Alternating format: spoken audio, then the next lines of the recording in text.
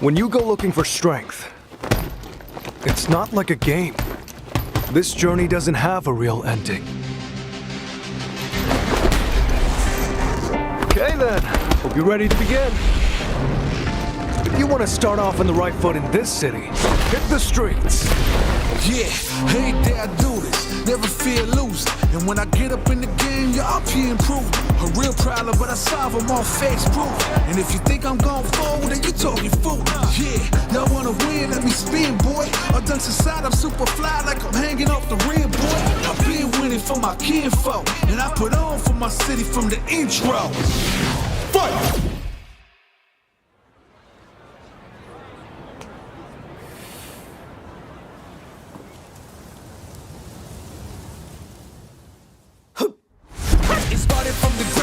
Training getting wound up, channeling it in itself and moving up and down. Crossing over, passing around, full of time to clock and keep score. Years I never thought it crossed before. When I get tired on my knees, I got it in the deep. I feel like I'm on the road, it really has got me. Since I went to win, no goodbyes. If you just let it get, I'm out here scheming, right around in the dreaming. Once I get the feeling, the top player is here. Let me have some fun. Ready? Then show me. This will be a good fight. if you wanna come and stand up to me, pull up on me now. If you wanna challenge to me, what you wanna call me now? I'm on the road to the top and I'm not looking back. I'm on the road to the top and I'm not looking back.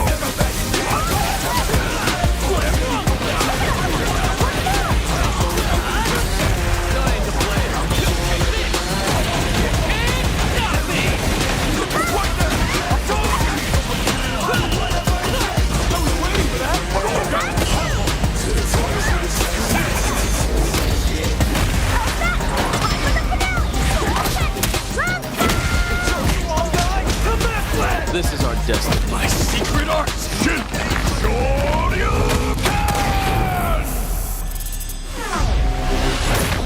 Fighter 6.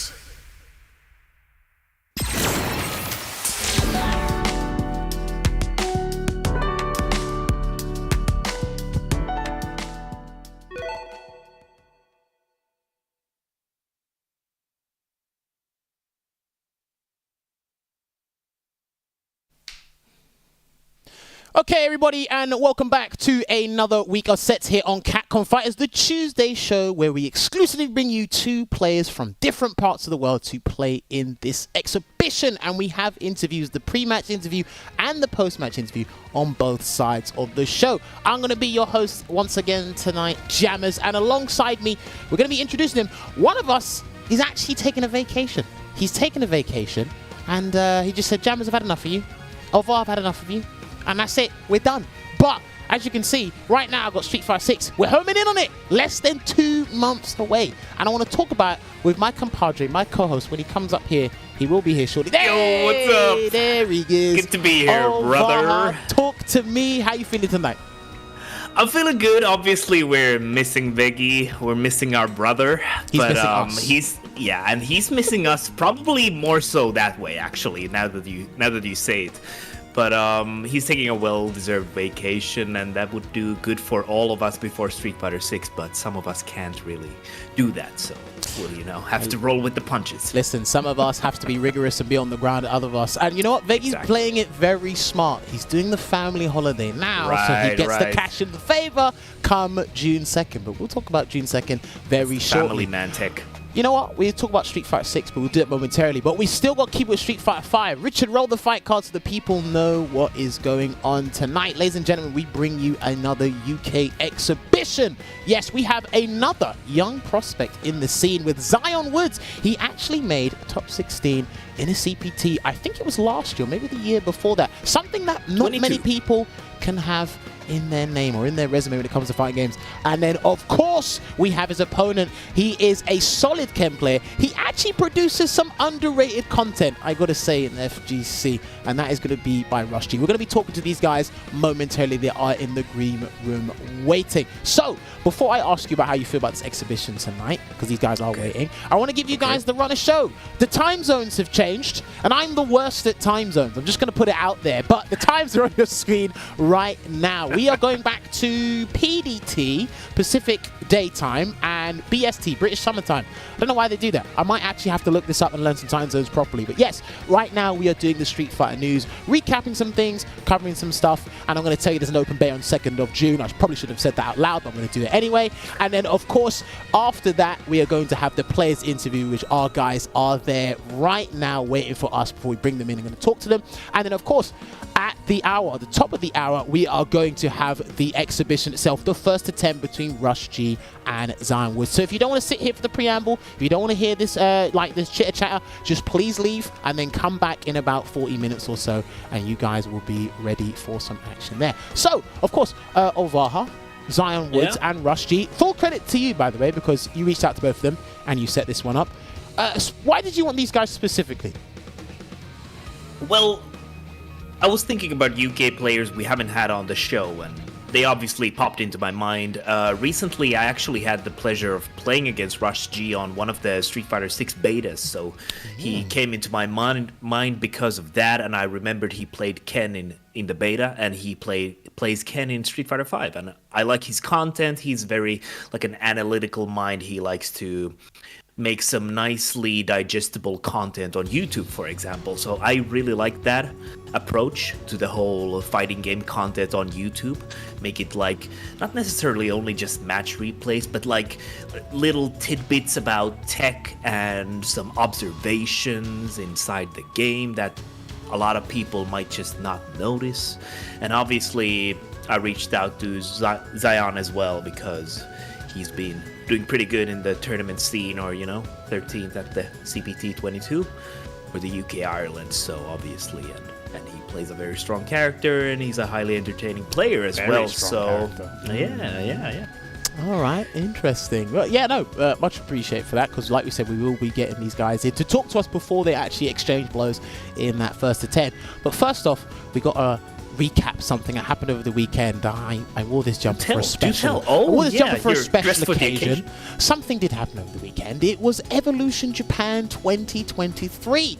And obviously we want to talk about things regarding Street Fighter 5. So we do have to give a congratulations to the King of Oils, the Oil King, doing the work. This is it, ladies and gentlemen, Red Bull Oil King. We got this lovely picture of him there. But yes, he was using the Seth most of the way. He did pick Rashid in 1 or 2 matchups. But I tell you what, really, man, for someone of his caliber, he's had a very good run for Street Fighter 5, and I like that he was able to round it out. I mean, he might enter 1 or 2 more Street Fighter 5 tournaments before moving on to Street Fighter 6, but this was a good way to round out his career in Street Fighter 5, looking forward to the future in Street Fighter 6. His Seth play is phenomenal. Sometimes he makes Seth look like he has 1,000 health when he doesn't. That's really good to see. He was actually one of my inspirations to be learning a bit more Seth. He has... Oh yeah, and you have been playing that character I've been playing a bit of Seth recently. I've spoken to Sian about the character. Shouts to Sian. He's been talking about, him having conversations, sending videos with Oil King back and forth and exchanging tech regarding that. There was even an amazing chip sequence that Oil King done in one of the rounds. I think it was against Nemo in the grand finals there with Seth, which I might have to go practice that later actually. But I mean, Oil King fitting for Evo Japan win, or you agree with that? I think so, and like you said, it's a nice way to round out his career for Street Fighter 5, and I think Oil King as a player has been very impressive throughout the game's history in general, and I feel like he has adapted his kind of wild or unorthodox playstyle in a very interesting ways. For example, when they touched Rashid's EX Mixer, it's been interesting to see how he's been, because I think he's one of those players who took full advantage of that when it wasn't the way it is right now.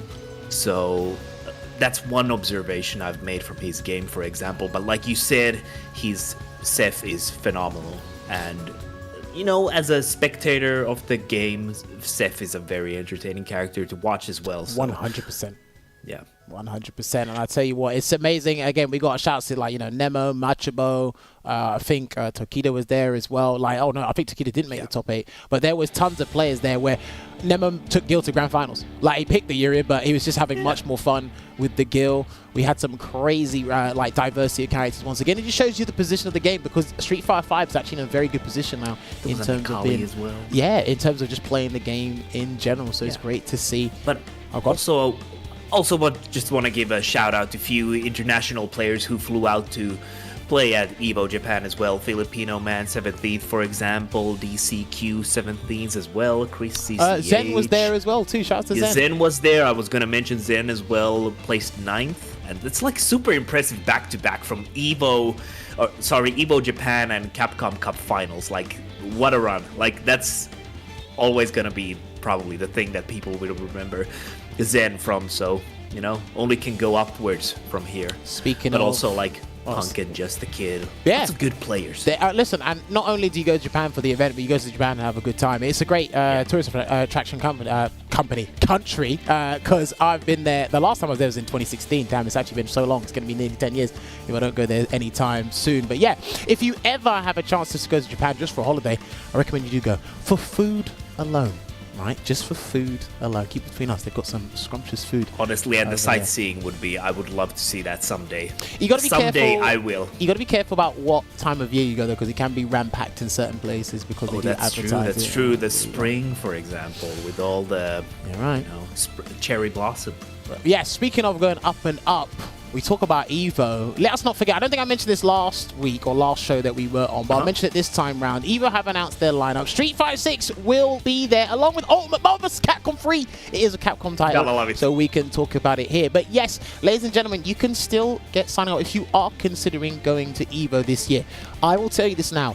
I have seen people travel the 7 seas just to play Street Fighter 6 at just a demo of Street Fighter 6 at an event that's not even in their country. Imagine what it might do if you go to EVO. You can still sign up there. I'm pretty sure it's going to be ram-packed. I don't know. This could be far-fetched of me to say this. I don't know if Street Fighter 6 is going to outdo Street Fighter 5 in terms of applicants, because the first year Street Fighter 5, it was 5,000. If I'm not mistaken, it was around 5,000. That was actually phenomenal. I don't think they've ever topped it since, right? Yeah, because obviously it was 5,000, and next year was 3,500, something like that. So, I mean, if someone can fact check that for me, just to double check the first year of Street Fighter 5, how many entrants it was, maybe Street Fighter 6 may get around about that number. I definitely don't think it's going to be. I don't think it's going to be doubled. Maybe 5,000, maybe 6,000, but I think we'll maybe just get under 5,000. It really depends. Times have changed. That was 6-7 years ago, as opposed to now. But I mean, any plans just this year to go EVO? Is it in the cards anywhere? Or? Well, let's just say that if I'm not commentating, then I'm probably not going. Okay, no, that's fine. That's already a stretch, but I would love to go there as an experience. Maybe not this year, but possibly in the future. And just wanted to actually point out a fact as well, because Street Fighter 5, when it was at its peak at EVO with the 5,000 entrants, obviously the situation for a lot of players has changed. People have gotten new jobs, families to uphold and stuff like that. So obviously a lot of things like that will be playing out for the entrant numbers. But I do think that Street Fighter 6 will have a massive spike on the entrants, and I can't wait to see that. And I can't wait to see that as well. Speaking of Street Fighter 6 as well, because again, we're going to be bringing this up as we draw close to the time.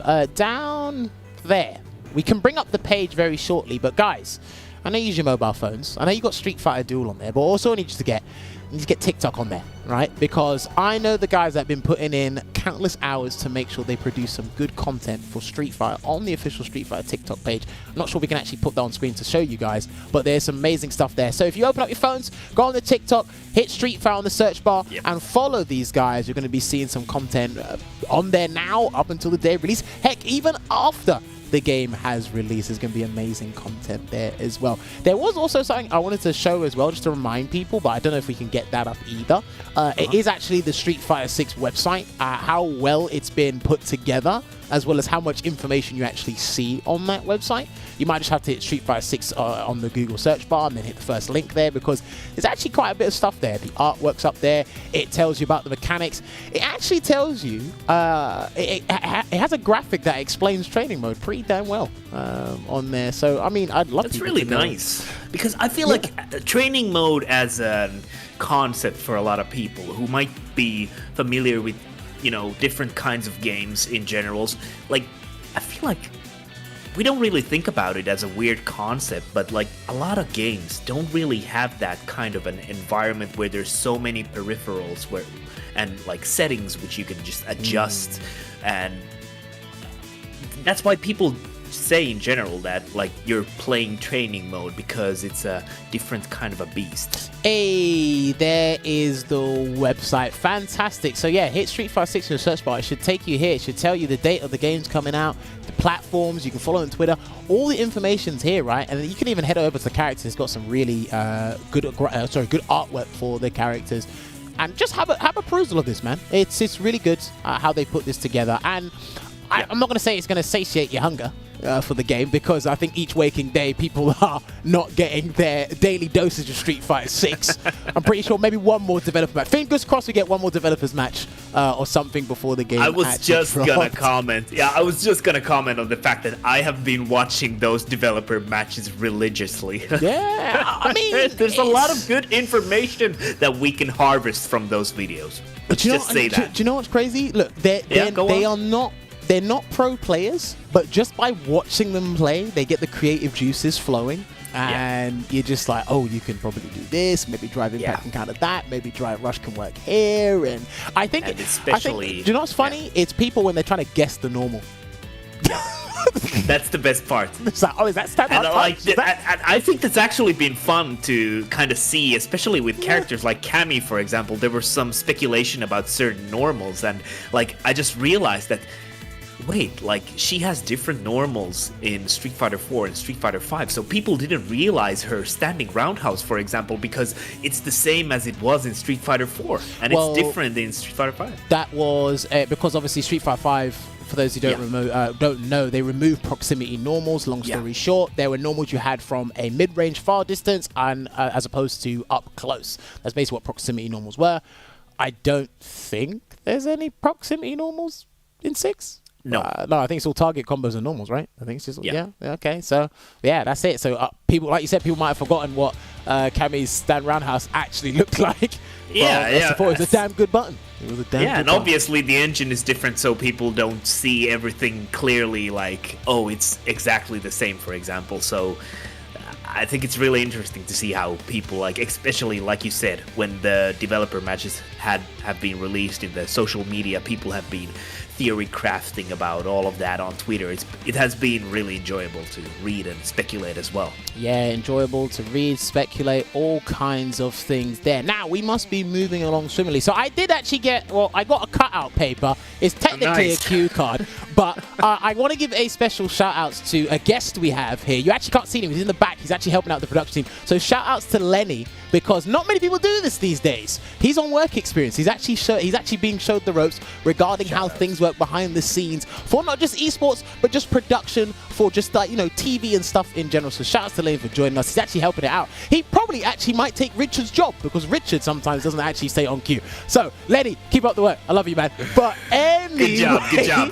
What we need to do now is we need to actually call in our guests, Zion Woods and Russ G, because I want to talk to these guys about a lot of things regarding Street Fighter 5 and Street Fighter 6 as well. So when we get these guys on board, let us get underway and talk. So yes, let me find out. Do we have our guests? Russ G, Zion, can you hear me loud and clear?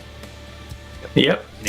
Hey, perfect. All right, gentlemen, thank you so much for taking time out of your day or your evening to come and join us on the show. Pleasure to have you both. Now, this is the first of 2 interviews that we have, so this is where we get to know each other, and obviously I like to hear you guys' thoughts before you guys, sure you can flicker each other to death and then complain afterwards. So I want everyone to be nice first before they get a bit salty afterwards. I like to do that with everyone. So the first question I like to ask my guests is the origins of your names, because these are very interesting names. So I want to ask Russ G first. Where does Russ G originate from? Where does that come from? Okay, well, everyone loves a really interesting long story, right? I'm done. We do. It's not an interesting or long story, this, at all. Damn. I was foolish enough to go with the government name, so my name literally is Rush. It has Rush in my first name. Okay. So, yeah, Rush and G comes from the initial of my last name. So, like a genius, I put the two together, Rush _G, and the tail literally ends there. Okay, So but I mean, genius, do you know, Rush genius. listen, you should say what you should say is to anyone who asks what does the G stand for, is that you're free to interpret it however you want. That's it. There's a lot of plays on the underscore G specifically. There's a lot of plays on it. There's loads of memes on the stream and stuff. So Hey, listen, whatever boosts your publicity, and like just in general, I think you should go with it. And then what you should do, because I know you stream as well, right? You should say, look, the G does not stand for these, and that list should ever increase every time someone gets it wrong. I just think it's hilarious to do that. But I mean, we've. Even sometimes, right, we have people that come on, it's like, look, I've just used my government name, I've just had this simple name, and even that works, because I remember we had Muscle Noob on the show, he said I couldn't think of a name, we saw, what did he say? He watched someone who played Counter-Strike called Fat Noob, and he said, well, I've got Muscle, I'll just nick his name. So he's done that. Who else have we had? No. I just wanted to shout out Chris CCH as well, because, like, he uses the, CCH, and we still up to this day we do not know what that comes from. So he said it's classified. Same with you, Rush. He said it's classified information. We don't know what CCH stands for, and we probably never know unless he slips up. I'm gonna remix it. Next time I have to do this in the future, if it ever happens, I'll remix it. Everybody will forget by that time that happens. Yeah, we can ask you again in the second interview. Yeah. I'll tell you what as well. I'll tell you what. I guess it makes it easier for TOs and probably yourself, because you don't want to have Hadouken Hater 81 in the bracket and then you never find him, right? It's just simple, Rush G, and then boom, we can go with that. And I guess it kind of suits Ken as well. I don't know, it matches the character. I don't know, maybe I'm just playing on it, but nah, I like that. That was interesting. Zion, what about you? Zion Woods, have you followed the same route as Rush G has, or is there another meaning to Zion Woods? Sadly, mine's also not that interesting. I wanted to call myself Akira, but because that's my middle name. But then there's just bare Akiras as well, so I was like, damn, can't go with that. I mean, you could do what the Call of Duty players do, Akira 72, Akira XXO. Or underscore. You could have done it. If you notice, I don't have any numbers anymore. It used to be Zion Woods 17, but I'm like, there's no point for the 17 anymore, because everyone thought it was because of my age, but it's actually just my favorite number. Okay, no, fair. Wow. Everyone has their favorite number. Woods isn't my last name though. Like, it's just part of my last name. Okay. So my next question is that why is 17 your favorite number? Is there like a specific meaning to it, or is it just a pleasant number to look at? I wouldn't say. Sorry. Like, it's a nice number, but when I played football, I still play football, but when I used to play it like a lot, like in like a team and everything, I just had 17 on the back of my shirt. I get it. Sentimental value. Okay, so it's kind of like the whole, when obviously the number 9 in football is designated to strikers, like who's the number 9, and maybe something like that. No, I like that. That's interesting. Yeah, pretty much.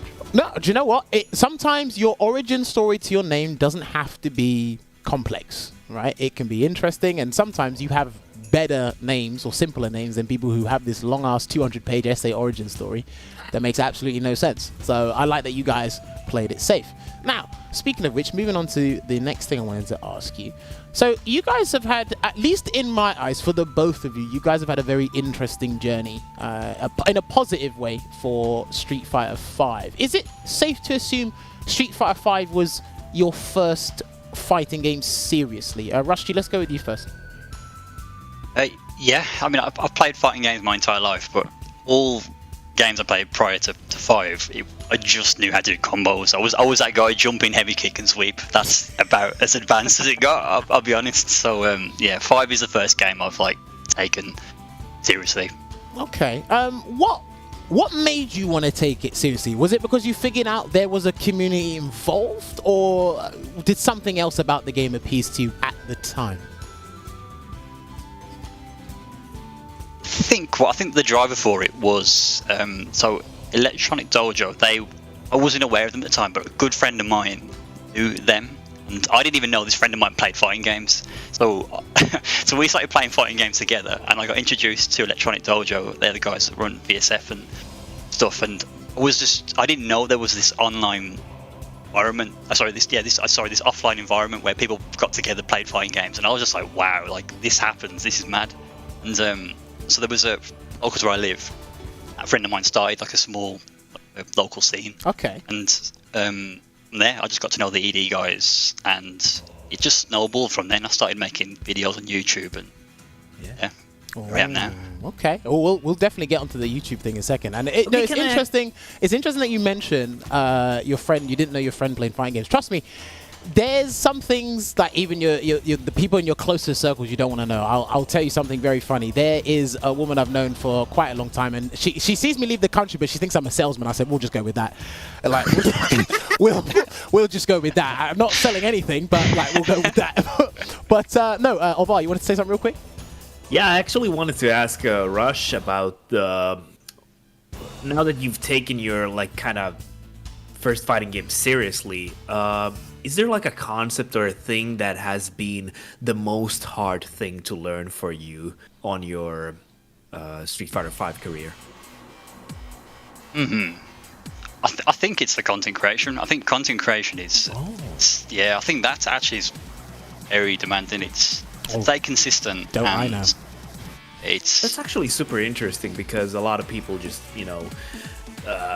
kind of give out a certain mechanic or like usually say something like neutral, but I think that's an actually really interesting answer, that content creation.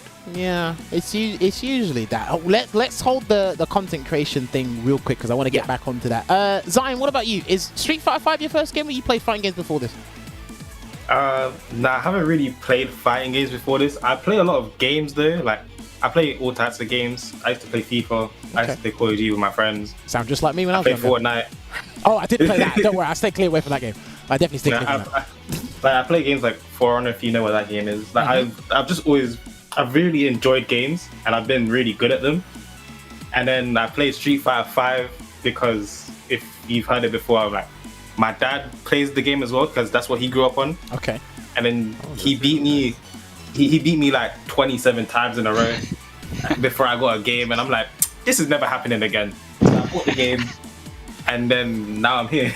Nah, I like that. Now, let me ask you. Sorry to cut you off there. Let me ask you this: Do you like competitive games, PvPs, or do you? Because I know you say you play a lot of games, but a lot of the games you just mentioned there, you're playing as other people or with other people. Do you just like that competitive aspect, or is there something else? I do like to compete a lot. Yes, I'm very competitive. Okay, interesting. Figures. And then obviously he had the reality check when his dad just beat him at fighting games. He couldn't quite understand why. No, listen. You know what, Zion? You remind me of me. I'll tell you this, right? I don't tell this story to many people. My dad taught me Virtua Fighter. He taught me that years ago. I think it was Virtua Fighter 5, and he used to beat me with the blonde woman. I can't remember her name. Her name keeps escaping me every single time. And I said, why do you keep beating me? And he said, because I'm just better than you. And I was just like, when you do something with your dad and your dad says something you can't quite accept, you're just gonna go, I'm gonna shut you out. I'm not old enough to do it now, but I will do it somewhere down the line. So I like the kind of motivation you have to play these games, and it's kind of brought you to this point today. So outside of that, when you got introduced to the competitive side of Street Fighter, was it different than what you expected it to be, or was it just, are you taking things in their stride as a new experience?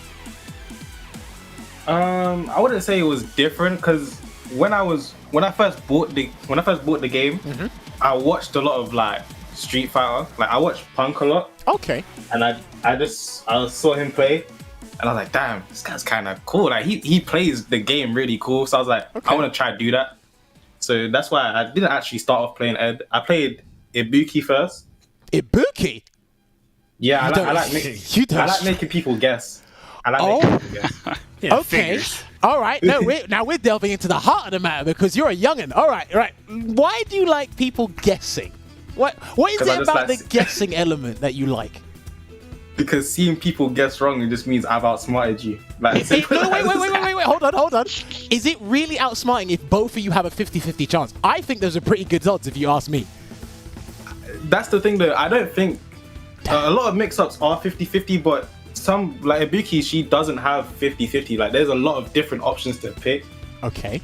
Like with her V-Trigger 2, like she's got a low, she's got a high, you can just go side switch, she's got a grab. Like it's just really, I just like thinking of different ways to just open you up, which is what's interesting. So you like the variety of when you create a situation, you just like all the options you have, and you just like your opponent panicking because they don't know which one you're gonna pick.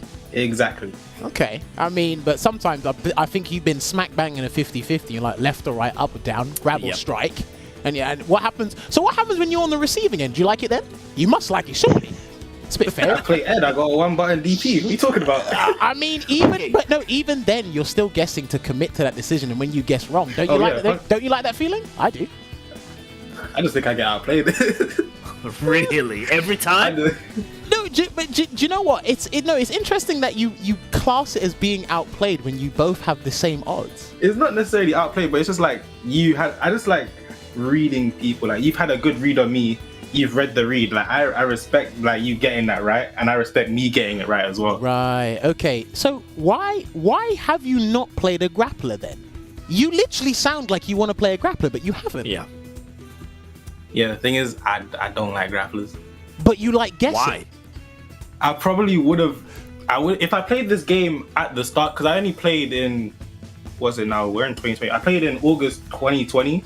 Oh, so you came from the pandemic era. Yeah. Wow. Nice. So if I played the game, I said it before, I probably would have played G, because G looked cool.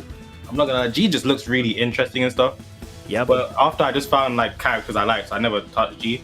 But playing a grappler now, it would be interesting, but I got to a point where I'm like, if I want to learn another character, I'm gonna play someone with like a fireball and a DP, because like those are things that transfer into other games.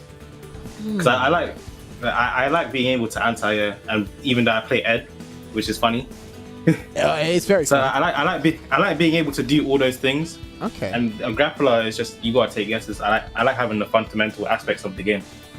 I can't help but feel you've just contradicted yourself.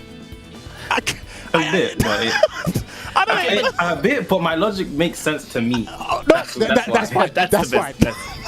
That's the only reality that matters in the end. Well, you say that until you enter a tournament and your logic doesn't. That's true. Yeah. So that's why I'm just waiting for a character that has literally everything.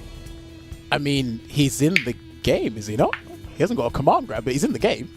You can play Luke. That's what I'm saying. Like, I'm waiting until they have a command. You know, I should have played Akuma now that I'm thinking about it. He got a command grab. Wow. Raging Demon's cool. Okay. I mean, it's a very, very high investment command grab. Very true. Listen, it can win you the games, and there's probably 8 different ways into it, and your opponent will panic each and every time because they don't know how. Exactly. Now that I'm thinking about it.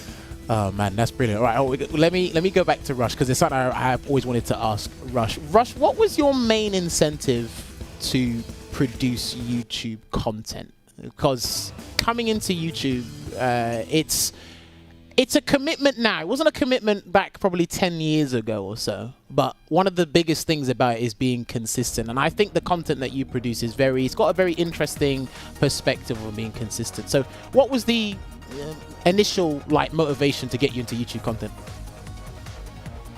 I didn't know what I was doing in the game at all, so anything that I figured out, I'd be like, right, let me just make a video and put it on YouTube to come back to later. So okay. I didn't even know what like a frame trap was. So when I discovered what a frame trap was, I was like, okay, let me record these frame traps, and I just took them on YouTube. And I had no intention of doing YouTube or streaming at all. It was for my own benefit. Yeah. So is it safe to assume, because I know someone who done exactly this? Was it safe to assume you kind of archived this for yourself? You kind of documented this for yourself, and you didn't necessarily unlist the videos. You just put them out there, and it's like, right, this is my process of learning the game, and I'll just let other people see it as well, because some people may be on your similar skill level, maybe a little bit lower. They like the way that you interpret the game and how you take notes. Is it safe to assume that you're kind of documenting your journey, just putting it on YouTube? Yeah, you could say so. I mean, I was conscious. I knew that they were public, but I just assumed nobody would watch them. Just put them out there, and it's like, yeah, you'd they're be there. very surprised about how YouTube works, my friend. A question actually regarding that. So, did you at some point just notice like a breaking point where like the algorithm started treating your content differently, for example? Did you have like a certain time frame where you noticed that, okay, I'm getting a lot more traction right now? Not at the beginning. I used to get like comments here and there and questions. But where it kind of, I don't want to say blew up because it hasn't really blown up, but where I got a lot of views was where I was clipping things that I hadn't seen with Ken before. I noticed if I took snippets of sort of clips on YouTube, some of them got more views, like a lot more views. You'd actually see the views just, they'd start off slow and then shoot up in a matter of hours. Yeah. Yeah, and I was like, oh, okay, it's interesting. Okay. There was no nudity on the thumbnails or anything like that. But okay. So, actually, speaking about content, I have one more question. Oh, so when you started when you started noticing that stuff, so when you noticed that you started getting traction with certain clips, did you start doing that specific kind of content more? Where you like kind of... Did you feed into the algorithm basically? Yeah, did you feed into it where you like, okay, so this is what people are interested in, let me do more of this, or like... Kind of, if I'm honest. Like I didn't like doing stuff like that because I felt like everyone was doing it, and I felt like it was a bit, I don't want to say corny, but do you know what I mean? I didn't want to... Trust me, take it from someone. Listen, I stopped doing YouTube in 2020. I was doing it for 9 years prior. I've gone through a lot of things that you're going through right now. You can't accept how certain things are happening. It's like, is this really what people watch? And it's like, the content you're making, especially the kind of more analytical side, it's like, right, that's actually legit content. But at the same time, people are forgetting this lighthearted aspect, and people want to be entertained. They don't necessarily want to learn; they want to be entertained. But if you can kind of sneak in the kind of learning aspect, they'll never know because you've made them laugh, or you've done something that keeps them enamored by your video. If that makes sense, Rush. Yeah, that's bang on. So I try and find like a middle ground. So if something was entertaining but interesting, that was bang on. But I would sneak in some like trash TV in there, here and there. Do you know what I mean? Just for those particular individuals. So there's quite a mix of what goes on. But when I noticed the traction began, I saw the views increasing. Got to ride that momentum, and if you have a break or if you stop, you do lose that viewership. It's crazy. It's like you got to ride the wave, and you got to continue that feel with YouTube. Well, here's the thing. Let me ask you this, right? Do you find a lot of your days being eaten up because I imagine you do all the editing and the video producing by yourself, right? Is there anyone that helps you? Yeah, there's been loads of sacrifices. Right, yeah, so loads. It eats up a lot of your time. And then I imagine this has happened to you. You upload one video, and the moment it's done, that's probably taken you 2-3 days prior. And then the moment you stop that, it's uploaded. You got to work on the next one, and you don't really have time to improve at the game, go deal with like real life responsibilities or something like that. So it gets hard to juggle. And like you said, the moment you drop the ball, people just go to the next guy because of the vast variety of people that they can watch, and you just happen to be in their way, and the algorithm put you in their face at the time. The moment you stop, they've gone. So I don't know if that feels disheartening to you or whatnot. Yeah, I mean, I think a lot of people that watch me know that I find it really hard to balance everything. So it's been a struggle. I think that's why I mentioned when you spoke about fighting games prior, I mentioned content, because I think if I hadn't done this, I do wonder if I'd entered more competitions, more tournaments, more events. But the time I had to do those things, and I'm happy I did it, but I do wonder what it would have been like if I didn't do that stuff. Interesting, because that was one of the things I noted down. We'll get on to one or two more questions for Zion in a minute. That was one of the things, because I was going to ask you. It's like I haven't seen you compete much.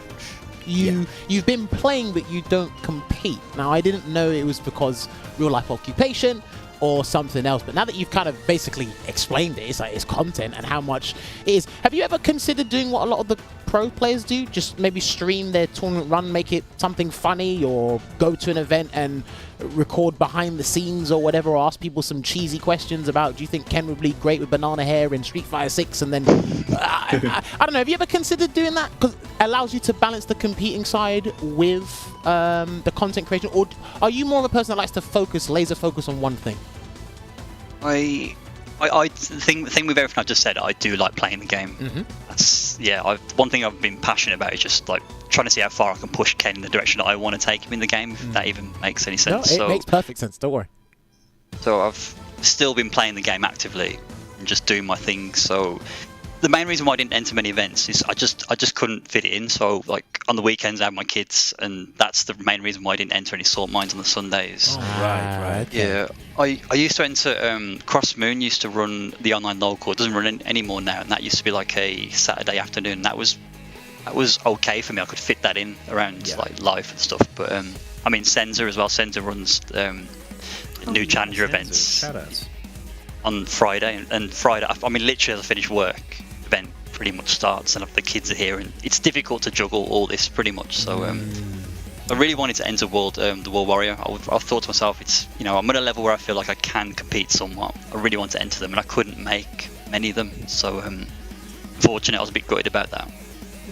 Okay. No, do you know what? I like that you've... Because, you know what? A lot of people might not be able to articulate and come to a realization that they want to compete, but they can't because of responsibilities. And as you get older, because our youngest member here is Zion Woods, he hasn't got responsibilities yet, so he can play in as many tournaments as he'd like before he has to move on to that. But let me ask you, Zion, how has competing been for you? Because Ovar did remind me, was it last year, 2021? You made a top 16 in one of the CPTs. Which one was it? It was 20. It was the one that Forfils won the second time. So I want to say 2022. Okay, I think it was that one. Now, I think you beat Broski along the way. I should have, but I lost. That was it. You should have beaten him. But who did you beat to get into the top 16? So I played Gunslinger, if I remember correctly. And then I played someone else. I think I played a Laura. I don't know their name. Then I played Broski and lost. So I had to play Jester Power to get into top 16. That was it. At that point, did you know the caliber of the CPT and what you had achieved then? Because making it to top 16 and being on stream to compete against some of the best in that region is not something anybody can do in their respective region or just in general. So how did that make you feel at the time, when you done that? I actually felt pretty good because, funny enough, I actually entered the tournament before that as well. Mm-hmm. And I went 0-2, but I lost to people that were not better than me, like 100%. I was just very nervous. Oh, wait. A lot of people make this mistake. Why don't you think they were better than you? You don't have to tell me who it was. Why don't you think they were better than you? I don't even remember who they were. That might be your ego kicking in right now. Not even that. It was just a long time ago. So okay. I just felt like I wasn't playing how I usually play. Okay. And I took less risks. I done bad on defense, and I just went out before I knew it. And then I was really upset. I was on the fence with my dad. I was like, Dad, can't lie, I'm not playing this game anymore. Blah blah blah. I was just complaining. Didn't play the game for a while, and then I was like, I gotta stop like crying about the game, and just actually try to get better so that doesn't happen again. And then now then the next tournament I entered was the one where I made top 16. So as long as my mindset going into that tournament was do better than last time. No, I like that, honestly. I actually have one more question for Zion. Go for it. Obviously, you haven't played the game for a very long time compared to like some of the other people around, but do you have like a specific reason for your success and like rapid growth as a player? Do you have like sparring partners that you play regularly, kind of discuss the game with, or did you just, watch a lot of content, or do you think it's like some specific reason? Do you have like a specific way to train or something like that? I think there's a few reasons why I've like quote unquote had big success faster. So at the beginning, like I said, I watched a lot of Punk. I saw how the game was played at high level. Mm-hmm. So then I'm able to pick things up very fast, in my opinion. Okay, so you are a fast learner then. Is it safe to assume that? Yeah, I would say I'm a fast learner. Okay. And then the other reasons why I would say I've got big success is because I don't like losing. Okay, yeah. So like whenever I lost, I'd be like, cool, what happened? I'd note what happened and I'd get better. That's why I'm actually, funny enough, I played when I first hit Diamond, I played Rush G a lot and he smoked me like all the time. Ooh. And I'm like, yo, this has got to change. Like this is hurting me. I was like, this got to stop. Encore, right? So I was like, cool, I gotta just I gotta just play it. And then I was also on his YouTube, and he's said that I improved a lot faster than he thought I would as well. Because I remember the conversation because it's just nice to hear. But with the sparring partners bit, I actually don't think I wouldn't say I have sparring partners. There's people that I would like to play a lot, but now that the game's like in the dire stages and no one plays it more because there's no tournaments, there's no one to really play with. All right, let's we're gonna, because we are short on time. Right, give me 4 players that you've wanted to play in this game. Can I include it? Yeah, Can I include international as well? It could be international. Give me 4 players that you... Okay, let me rephrase it. 4 players you want to play in Street Fighter. Any 4 players. I really want to play... I want to play Punk. Okay. I would like to play... I'm trying to think outside of Europe because I've played some of them as well already. Okay. So I want to play Punk. I want to play Idom. Okay. I would say... Who else? I would like to play Daigo. Okay. Yeah. And then I also want to play Koano. He wants to uppercut Daigo, that's why. You want to play Koano as well? Okay, interesting. Yeah, so I think Koano is very good. Nice list. Nice mixture. All right, here's what I want you to do. I want you to note this down somewhere. In Street Fighter 6, somehow, you're going to try and fight all 4 of those people. Somehow. Don't care how long it takes. As long as the game is active and alive, you will find a way to try and face them. Even if it is you have to sub to Daigo's channel to get first to 1. I'll buy his book. Something. First in the lobby, baby. I bet. Listen, we'll see how it goes. But right, gentlemen, we are short on time, so I've got one last question to ask you before we get you guys set up in this lobby. I like to ask this question because someone might surprise me in the process of this. So, Street Fighter 5's been out for a long time. Rusty, let me get your opinion on this first. Who do you think is the best character in Street Fighter 5 and why? That's easy. I don't even. You all know what I'm going to say, right? Now, listen. Someone fooled me with that, and they said That's somebody scary. else. So indulge me. It's Luke. Luke is the best character. He's very well rounded.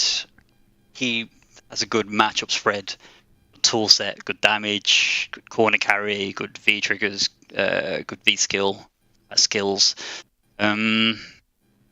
Yeah, I think he's the all-round package. He should never have been in this game. He should wait. So you're saying he can do your taxes, your laundry. He can be your chauffeur. We're talking outside of Street Fighter now. Yeah, right? yeah, but babysitting. He should never have been in this game. Why do you think he should not have been in this game? I just think he's too good for this game. Too good for this game. Yeah, he's too well rounded. Wow. Very, very good, very strong. Interesting. I think you're the first person who's articulated that way. Everyone expresses their disdain, but they said, I don't think you should have been in this game. You should have just left him in 6. That's interesting. Zion, what about you? Who do you think is the best character in the game? I say Dhalsim and Sim. Dhalsim and Luke can share top spot. I hate Dhalsim with a passion. Okay, so that's coming from the heart. That one's coming from the heart. Yeah, I don't think he's playing the same. Funny enough, he's the only character I ever complain about. I don't think he's playing the same game. I don't think he's playing the same game as us. Okay. He's also the complete character because even though he doesn't have a DP, he's got way too many defensive options. He's got air gale. He's got V shift. His V triggers are broken. If he just throws you into a corner and activates V trigger, you're losing health for sitting there and blocking. I mean, you've done nothing. Let me tell you something. Contemporary fighters, you get punished for blocking, I'm afraid. They've been doing this for about nearly 8 years now, so that's not particularly new. But Dhalsim makes you guess. You like guessing, don't you? That's what you told me before. Dhalsim makes you guess, but there's also no he's risk? actually very hard to play at high level, but there's low risk. Like you can either sit back. I think you're contradicting yourself again. You said there's no risk, but he's hard to play. The two can't correlate. He's not hard to play. He's hard to master, I should say, because there's not many Dhalsim players that are at the level that I think Dhalsim is at. Okay, but because Dhalsim, I also think there's just a problem in general with zoners. All right, I'm going to change your perspective on this right now. I'm going to change your perspective. Wow. All right, here you go. Instead of looking at them as zoners, why don't you think of them as rushdown characters who can zone?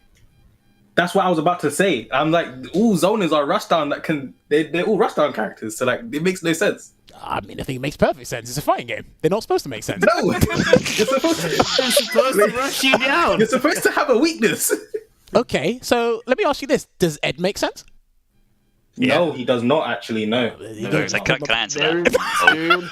Wait, do you know what? Okay, Russ, Ed answer has this question, and then Rush, ask that question. Then we got cut to break. Go for it, Rush. Just a stupid character. He's just He's a very annoying character. Yes. Ed, sorry, yeah, very, very annoying. Ed and Falk are just, they're just they're just a mistake. I think Falk's better than Ed, but no one wants to hear that. And on that note, we are going to cut to the break. When we come back, I'm going to get these two in the lobby, and we're going to continue this conversation after the first to 10. I don't want to keep you guys waiting any longer. So, ladies and gentlemen, give us 5 minutes, and we're going to get these guys in the lobby for this first to 10. Be back with you very shortly.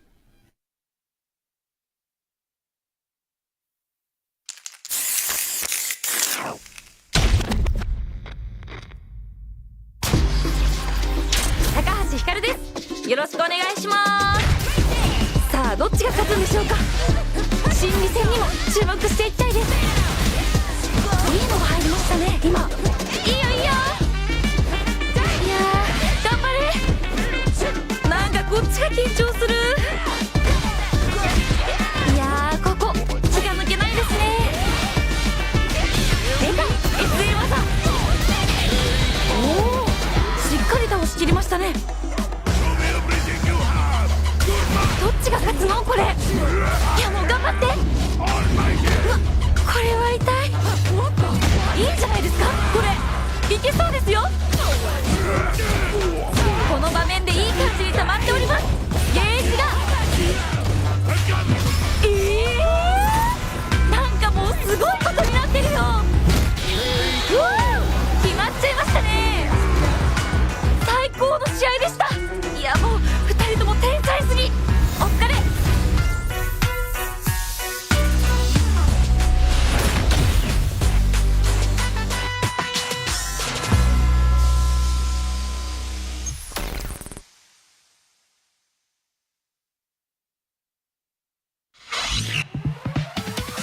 You can connect with a net battler on the other side of the planet whenever you want. Cyber Society sure is something.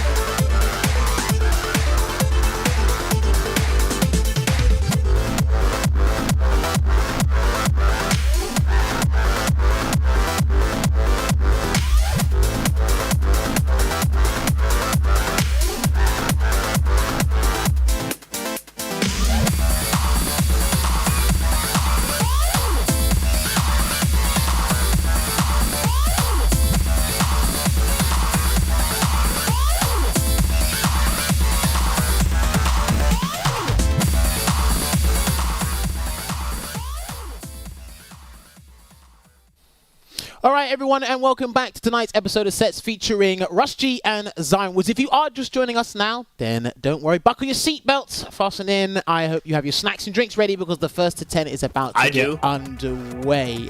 Yeah, fantastic. I know that you're here. Thank you for joining me. Thank you for gracing with your presence, Olvaha. But now it is the first to 10. It is going to be a good one. Ed versus Ken. The Ken Nation. I see Rushy has a couple of fans in the chat as well. I see Muscle Noob in the chat as well. Shout out. But let's not forget, man. Zion, again, I found it very interesting. The people that come from the lockdown era. We had Snowboy before. We've had Ending Walker. We've had, obviously, Zion's here as well. We've had multiple people. And I don't know why it's still surprising to me, but at the same time, it's because there's a wealth of knowledge on the internet and social media and how people consume social media. And Zion was alluding to it before. He said he will class himself, the way he's describing it as well, he will class himself as a fast learner. So if you kind of put the formula or the answer in these young people's faces, they'll just gobble it up. You give the ingredients and you give the recipe. Like, so basically when you give the ingredients and you give the recipe, these people can, cook up. Yeah, right. So we've seen this matchup a fair bit in the UK with Muscle Noob and Ending Walker. Shouts to those guys. This is going to be a different perspective on the matchup. Like we said, Zion has actually made a CPT top 16. Something that not many people can do. Rush, like you said, couldn't compete as much, but he's been producing content in that regard, so it's good to see. Yeah, you say top 16, but also in one of the most high-level regions as well. Yes, because the UK is a absolute shark tank. It is indeed. So a good start here is Rush at the moment. So he's picked the skill 2, the Psycho Swing. So that does go through Hadouken. Oh, missed the confirm, unfortunately. Okay, that was a decent punish there. I thought you would have spent the bar there, Zion, but he left it.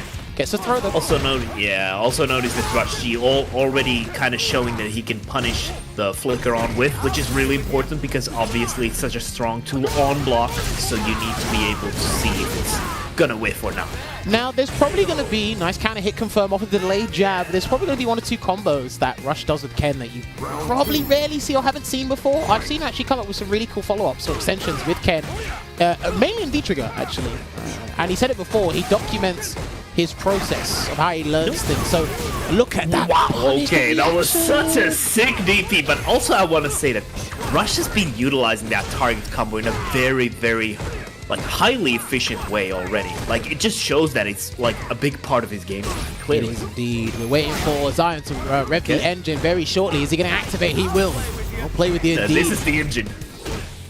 Charging medium punch, takes advantage of that. Nice jump back, that's dead. That should be done. Yeah. Not quite. That's definitely something that Ed players will be looking when they have the V-Trigger 2 activated. Now, I'm not sure if ooh, nice V-shift. I'm not sure if what Rush did there on the jump back was optimal. I think he'd have done something different, but we'll take it anyway. He's got a substantial life lead here. Oh, nice! Yeah. He was anticipating that on the standing jab range. He was anticipating for the jabs to come out for the flicker. Just straight up answer. Beat it with a nice normal. Ken has plenty of those nice normals. So that was an exceptional first round there from Rush G. Jump back on the charge Psycho Knuckle, ready with the punish on the whiff flicker. He even stopped the Psycho Knuckle with a heavy Shoryuken. The knowledge is here, and do you know what? Some people do make this mistake. If this was the first to 2, this would definitely rattle the feathers of Zion, but this is first to 10.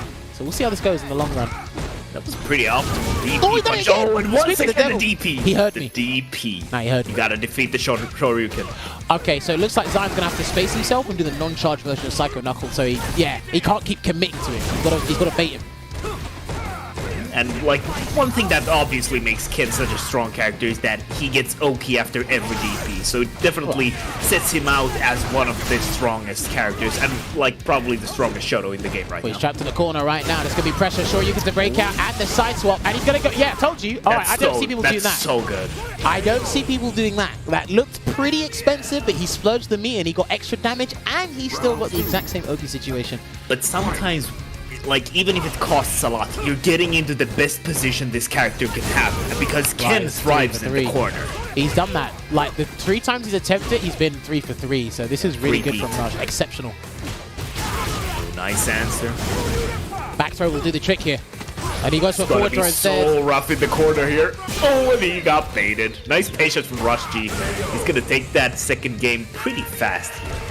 Nice pacing he's setting up already. Like he has the momentum clearly. Oh, listen, somebody did some practicing prior this exhibition indeed. Again, exhibiting even the with answers, limited time. showcasing the some combos I haven't actually seen or some follow-ups. Like I said before, man, I've watched these guys and I actually want people to pay attention to both of these two come SF6 because they're on the up and up, I do feel. 2-0 to Rush G right now in record time. This might be one of our fastest times as we've lost connection. I don't know why we lost that. I don't want to give you this signal We got thing. crush countered, bro. Yeah, clearly we did, but we're going to bring it back to you as soon as we can. As soon as we can bring it back to you, I'd love to do that. I mean, I can hear the sound. I can hear it too, but... Right, all right, there we go. Anyway, You want us to commentate based on the sound? we're going to bring it back to you as soon as you can. I don't know if the stream can hear the That was sound, but they can hear me, though. So we're going to let those guys play out that third game there because I will see that. I can give you radio commentary, but I don't think the FGC is ready for radio commentary just yet. There we go. He wins the round anyway. Damn, Ed was that good that we couldn't actually see what was going on. Anyway, that's all right. We're back in the game. The cycle power interrupting the connection. It's all good. Maybe it's a short you can. I don't know.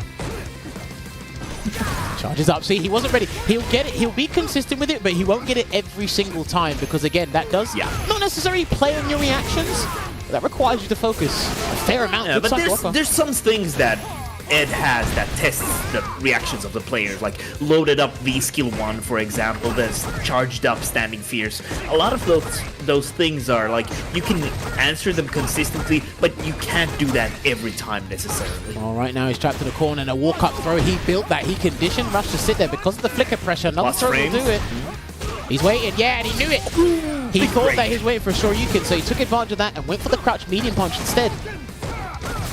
Oh, you gotta be careful. Like, this is one of the best rushdown tools in the game. EX Fireball cancelled into the run when Ken has the V-Trigger. It's such an oppressive tool. And, like, honestly, a piece of advice I'd give to anyone, if they don't have the V-Trigger activated, just use the V-Reversal. Oh, here's the thing. You're looking at some of the most aggressive characters in the game. Yeah. So they're both like fighting fire with fire, no pun intended, essentially. Against the target combo, still gets hit with the Psycho Upper, but he's only blocked one so far, Rush G. Oh, these guys are letting the reversals fly. Fists will fly at this location. Look out, there's a AX Psycho Knuckle extension. Good tech there from... Oh, nice. Rush, but to no avail. So that's going to be one game on the board for Zion. 2-1. We weren't going to see a runaway 3-0 there to kick things off. I mean, that's really good for Zion to be able to get that important win after 2 losses, because 3-0 is already, like, it feels like, sometimes it feels pretty insurmountable. Obviously, it's a longer set, but, like, when someone really gets a number early on in you, it's gonna demoralize you no matter what. Depends on the character, depends on the player. I've seen people come back 10-9 from a 9-0 deficit. It's possible. I love those. Well, it's embarrassing for the guy that went 9-up, but it is doable. I guess the extension in the corner, delay, that should be stunned, yeah. He's not going to build the bar for 1 bar, but he can get a meatless extension here. Try to go for a reset, sneaky. A backdash from the corner, giving some space to Rush as well. Oh, and just... Tried to get a turn there after the blocked flicker, but no avail. Zion was ready. Well, Rusty's trying to mix things up, right? He was blocking before. That's good. That's actually really good. I think he's checked things with the light kick prior that as well. So this time he tried to sneak in a dash, but you got to anticipate the dash pretty much 9 times out of 10. I mean, I think that's a really smart way to try and tackle the flickers, because, like, obviously Ed is minus, but you gotta be able to learn how to try and challenge with a dash, or, you know, try and stuff with a button. He's not there. He's spending the bar. I don't agree with that bar spending, but I guess he wanted to put him at one guess for the game. Because that could have gone south immediately, but you know what? Shoulda, woulda, coulda. It's 2 apiece right now. Great response in what Rush did with that 2 quick games. immediately. I mean, Ed in the corner with the crouching medium punch cancelled into the flicker is like just bulldogging you in the corner. It's such a hard thing to deal with, especially with some characters. Like some characters obviously don't have the tools that Ken has, for example. So it's like even more oppressive in the corner. I mean, you talk about Ed's corner pressure. Ken's got some pretty strong corner pressure as well. Sure. I mean, I think we speak in, well, people like, you know, lament about Ed's corner pressure more than Ken's nowadays because you see a bit more of Ed, but I think he's on a similar level. Oh, and he pressed the target combo. Delay pressure. No, baited him. That's what we were talking about before. From Zion. This is exactly what we were talking about before. He sees this, so he's reacting to the start. He's not reacting to the movement necessarily. Back to the start. I guess he really is a fast learner. Back throw. Takes you halfway across the screen. That's not going anywhere for another 7 years in Street Fighter 6. Here comes the guard break. Oh boy. When's he going to release You're going to see a lot of those, my friend. When's the Shoryuken coming? That's the question. One more. We still got one more left in the tank. You can still bait him with the last. Pressure with the Punch goes for a throw. Rush doesn't quite have the B trigger and just gets smacked in the face by the standing fierce there. Interesting. Because he's been putting himself in the right position to do the jab flicker from the medium, because he'll do the medium punch flicker first, and then once he's got Rush G to block, then he'll walk a bit closer, encroach on that space, and then he'll do the jab flicker, and we'll work from there. That's when he can really unleash the throw, the crush counter stand fierce. He'll go for a knockdown there though. I like how Zion is also using the charged fierce to try and get out of the corner. That was a really nice super from Rush. Good choice. He wants the damage, he wants the corner as well. Is he going to double dash throw? Is he going to respect that cycle up? Yes, he did. Yes, he did. There you go. He respected it. I think he did the jab meaty anyway, but he was conscious of it. And at that point, Zion only spent 1 bar, and he knows he's going into a final round here. There's a lot more work Rush G had to do to get that last round then. Yeah. Zion would have to do to close up the round. Ooh, no punish there. Unfortunate for Rush. That stand. Got him again. Ooh, that was such a good DP. And I guess with the positioning that Rush G's put himself into, that buff that Ken got, what, back in 2021, I think it was, the Shoryuken extension hitbox, that helps this kind of playstyle a lot more. Yeah, it does.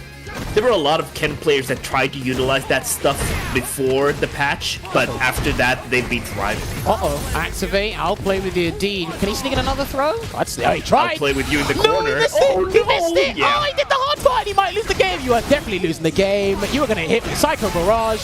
There you go. Oh, yeah. And that's going to be the game.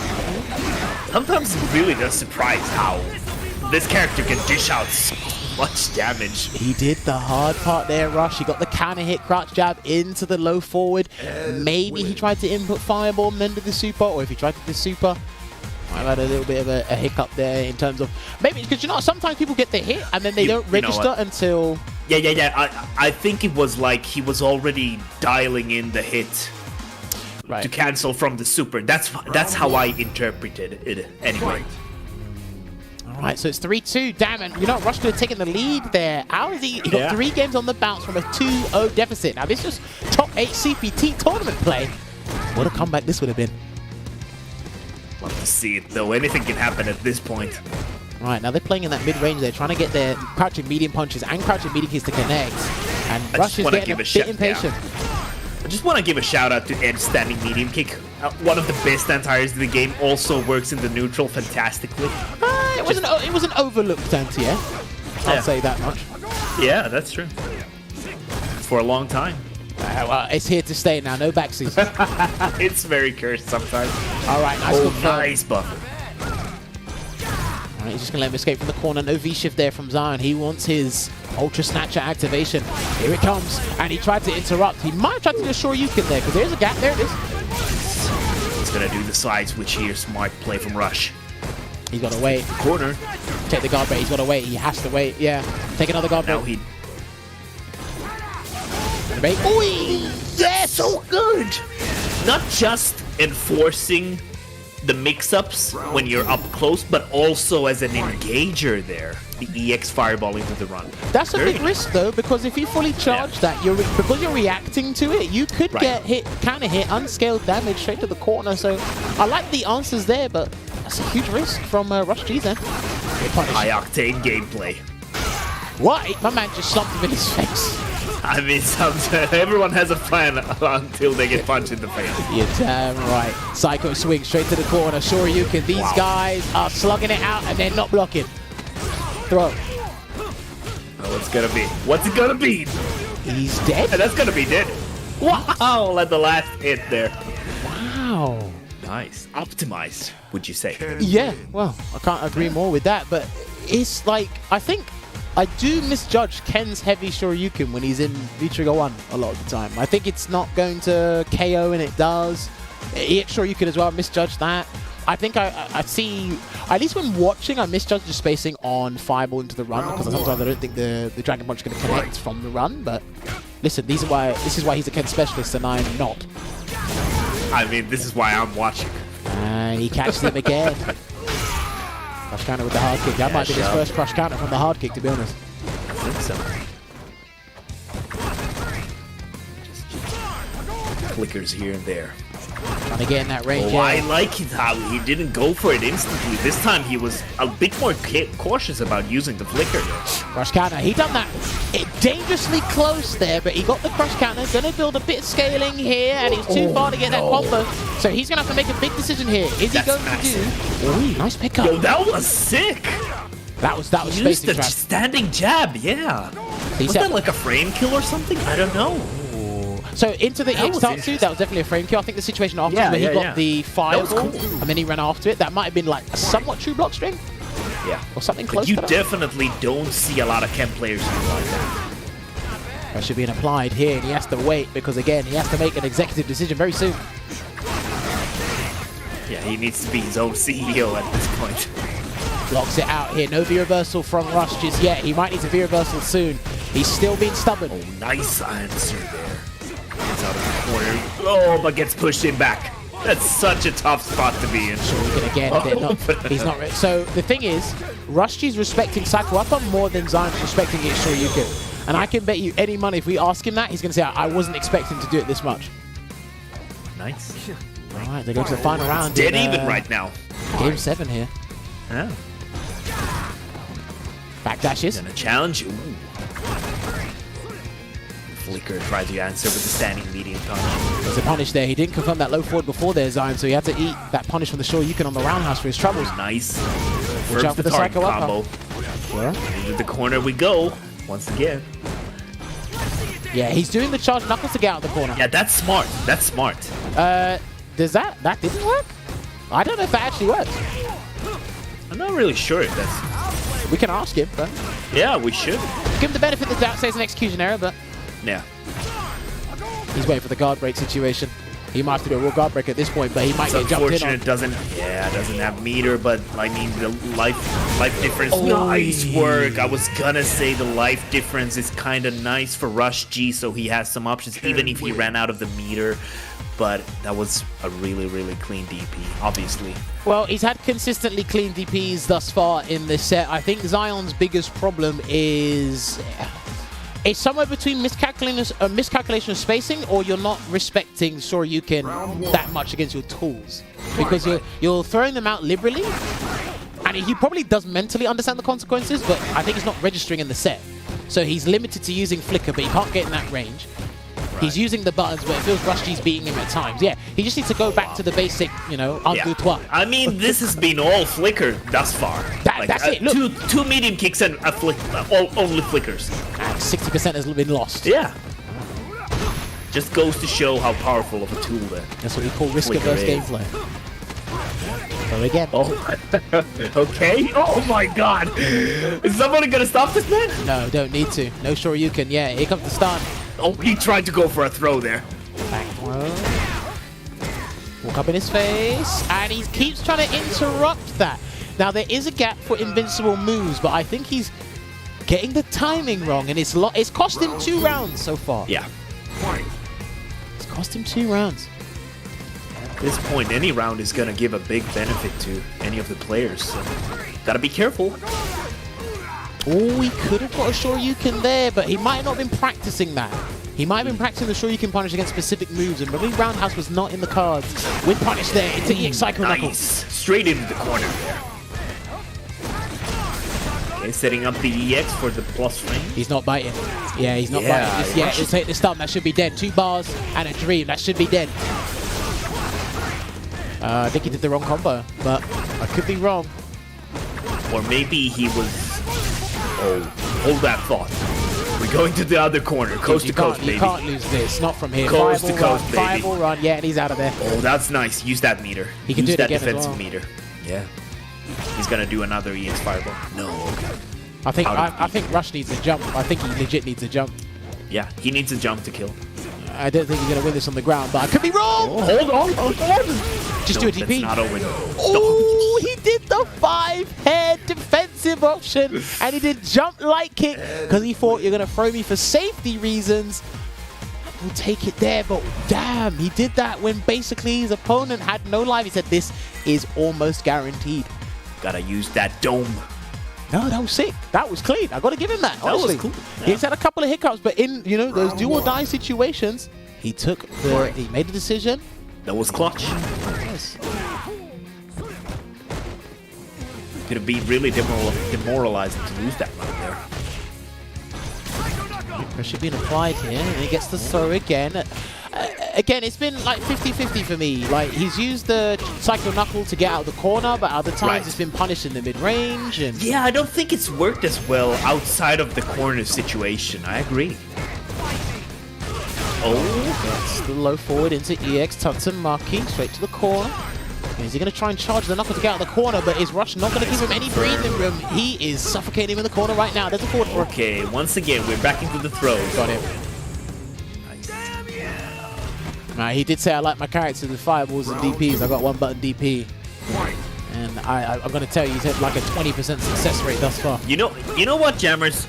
I've never heard of an Ed player who says that he doesn't like the character if they're playing Ed.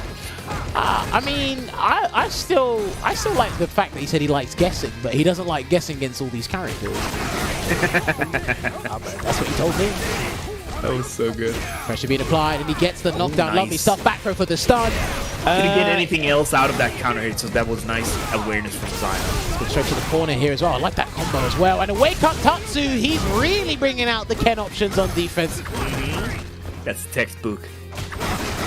Oh, he could have converted, but he didn't. Yeah. Believe. Or maybe his company closed out without the Psycho Knuckle. Who knows? I don't know, but that's kind of greedy if you think about it that way. Hey, listen. This man has been contradicting himself in interviews. I love Zion, but that's fair enough. sometimes, you know what? Sometimes you will be greedy. You got to learn the hard way. We've all been greedy at those points. Okay, nice. Gets the EX follow up once again. Easy to confirm. Nice chunk of damage, keeping the corner as well. Just plus frames. Oh, and the DP once again for Rush. Yeah, and he picks these very specific timings to commit to an EX Shoryuken because he blocks for a little while, give you that false insecurity that he's going to take it all. And he breaks away. He might go for another opportunity here, in the corner. Oh, and that's like... I mean, you might have several ways to try and answer the flicker, but sometimes there's those moments that it will just catch up with you and you will just have to eat another one. Yeah, indeed. Again, I think the most success Zion has had has been in the left side of the screen when he's got Rush in the corner. He's taken a couple of Shoryukens and the situation has changed from that, but I think that's where most of his success has come from. I will say as well, he's actually been taking advantage of... Oi, there you go. Ooh. I'm actually about to mention that. It's been on and off, but he's been taking advantage of the heavy Shoryuken reactions at times. I think Ending Walker is a good example of a player who does that a lot, so I think Zion should probably take a page out of his book on that. Try to utilize it more. Oh, you already took a page out there. He picked Ed. Pressure being applied. 2 letters, baby. Punish there. No, it's too far. Good cancellation, though. That should have been a punish there on Zion's end, but... I was wondering. Rush counter. He's not dead, though, from this activation. He's going to take him straight to the corner here. It's going to be guess for game, unless he resets him. I like that. And I also really like that he went for the activation. He knew that the scaling was going to be tough, but he gets the corner, and that was the most important thing in that situation. Get into the corner. I think Rush should have been aware of that as well. That reset should have been coming. It's kind of hard for the defense to identify a reset sometimes. Yeah. Ooh, big stand fierce, though. Okay, again. Here we go. Oki again. That's going to be Tough call stunned. for That will be Zion stunned. right now. Not quite. This is even better. That's even better. Yeah, that's the round, ladies and gentlemen. Oh, how about that? Again, constant back and forth. Again, full credit to Ovar for getting these two on the show. It's been constant back and forth this far. I mean, this has been like Zion did tweet that he was gonna try to be as entertaining as possible, and I think he's already succeeded in that. No punish there. Again, some people do slightly misjudge the range on Ed's standing hard kick. He gets a counter hit conversion into the psycho upper from the snap medium kick. Dash. Yeah, he's gonna wait. He's gonna wait again, and he can't keep waiting like this. A couple of throws might take him out of the game here. There's one. That forward medium punch in the corner can be so oppressive if the Ed player is good at mixing up their options. Is it Constantly guessing. Forward. All right, there we go. One more hit will do the trick here, and he takes it with standing medium punch. And there you have it. Taking the lead. Okay, 2 wins in a row. Yeah, there you go. Yeah, well, okay, we got more than the 2. Well, we might get more than a 2-win streak again, because obviously Zion came 3 back on the bounce after that losing 2-0 here. Now it's on Rush again. The rally of adaptation here. Again, Rush has shown basically has exhibited all the answers, or the majority of the answers. It's you have to jump pick and backs choose on the fears, stuff like that. Okay, there's consistently punishing something, and there's picking when to do it, because you kind of want to let your opponent know or feed them false intelligence. Yeah. To think they can go back to doing it again, you're not ready to react with it. It's easier said than done. Easier said than done, but... Exactly. Hard kick again. Let's see what happens. Yeah, okay, the heavy buttons are starting to catch Rush G now, because he's not using flicker as much right now. Yeah. I feel like the flicker strategy has definitely been the best, most successful one so far. What's the safest one? Yeah, and the safest one as well. Backs away, and he tried to challenge that, and he's going to take big damage for this. I wouldn't even take this risk if I were you. And he did! One second, this guy. Nice, it goes for the EX. DPS. Oh, sorry, the Tatsu. I gotta say, right, there's a sense of danger in life, there's a sense of danger in Street Fighter. Right now, Zion is not showing any sense of danger. Yeah, it's like, is it, like, I start doubting myself, like, is it even dangerous if it lands every time, man? Listen, that philosophy does work in certain aspects of play. It's not quite consistent all the way. It's not consistent, yeah. But that's the mentality some people play with. Listen, they're just here to have a good time. I mean, that's the best attitude you can have. Life is a once in a lifetime experience. You get no runbacks in that. And I was enjoy it to the fullest. Oh, wow. We're getting really deep. All right, here we go. Into the nice Tatsu. Oh, he tried to do it again and he missed it. Again. That has been costing him a lot. Like, you should be really careful about trying to challenge that with specific tools. Jump back seems to be a pretty good option, but I don't know. Now notice there, this is where it's going to get interesting. So if Rush G mistimes the Shoryuken punish on the charged Psycho Knuckle, he might be scared to do anything when Zion does low forward into Psycho Knuckle, or sorry, Psycho Upper activate, because he's worried that he might get it wrong. He's been consistently getting it wrong until he regains confidence in the blink of an eye. Oh yeah, and now we're going to the corner with the crush. Watch out for the upper again. Watch out. Okay. A lot of meter for Rush to use as well with the EX Fireball. So, for example, that's very nice. Here we go. Shoryuken, jab throw will do the trick. One throw. And yeah, there you go. That's such a good option. It's the same with the EX Psycho projectile from Ed. Like, it's the same situation. Like, it's such an oppressive corner, too. Like, the cross frames, like, it's such a good round ender as well. So, one thing that I got to give credit to Rush G for, that situation there, light kick into EX Fireball happens with his V-Trigger version as well. There's a gap in between that, so it is a frame track technically, because the Fireball leaves in plus. You could have V-shift there to punish, but because he had no health and needed the V-Trigger to come back, he wasn't going to give it up, because I think Zion pressed the button there. That's the beautiful thing about it. Probably realizing that he can, like, use the V reversal, or the V shift, but, like, just taking out the options from Zion in that situation, because he knows that he's going to need the V trigger for a comeback. That's smart. Go for the back throw there, and he tried to bait something with that whiff jab, or maybe catch him off guard there, and he takes a turn though. Do you know what? That situation has happened multiple times, and nothing's happened on his end. He took a risk there. And he gets Oki from that if it hits, so... Okay, he's gonna get a nice combo from this as well. What a juggle. Sick. Play with the I like that activation as well. Alright, closing it out there with that round. Again, he's got 1 game up. Can he make it that 2-game buffer here? Or is RushG going to try and make this equal once again? Dash up from Zion, feeling feisty. Oh, he jumped. He didn't commit. He didn't commit. He could have got a clean jump in there, but he already had EX Tatsu in his mind. OP as well from Zion, gets the corner. Straight roundhouse healing as well, RushG. Back throw again. He missed EX Tatsu. That was EX Tatsu, and he didn't get it. Forward throw. Whoa, the delay from the walk-up! And he said counter hit, so he might have done a double jab instead. Oh, what's gonna happen now? Oh, they both activate. Fireball run is coming. He's got to, yeah, he has to back up to do it, but he has to take the guard break instead. Is he gonna break away from this, or is he gonna save it? He's backing away. Gonna do a DP. He can't handle this, Ovaha. Yeah. Oh, he can't handle it! I didn't say that. Is it gonna be the DP? It was the DP. RushG has been wearing his cards on his. Damn, that was insane. Final round in this next game here. 7-5 is different to 6-6, I can tell you that much. Backs away. Flicker into the knuckle, straight to the corner. It's a big breaking point for Zion. Is he gonna take the 2-game lead? He's gonna jump into the EX Tatsu at the corner. He has to jump into the EX Tatsu at the corner. He's not gonna do it. Yeah. You need it. to pay the toll. You need to pay the toll. He's not gonna do it. He's not gonna do it. He's stunned. No. He's not quite dead yet. 1 more guess per game after this.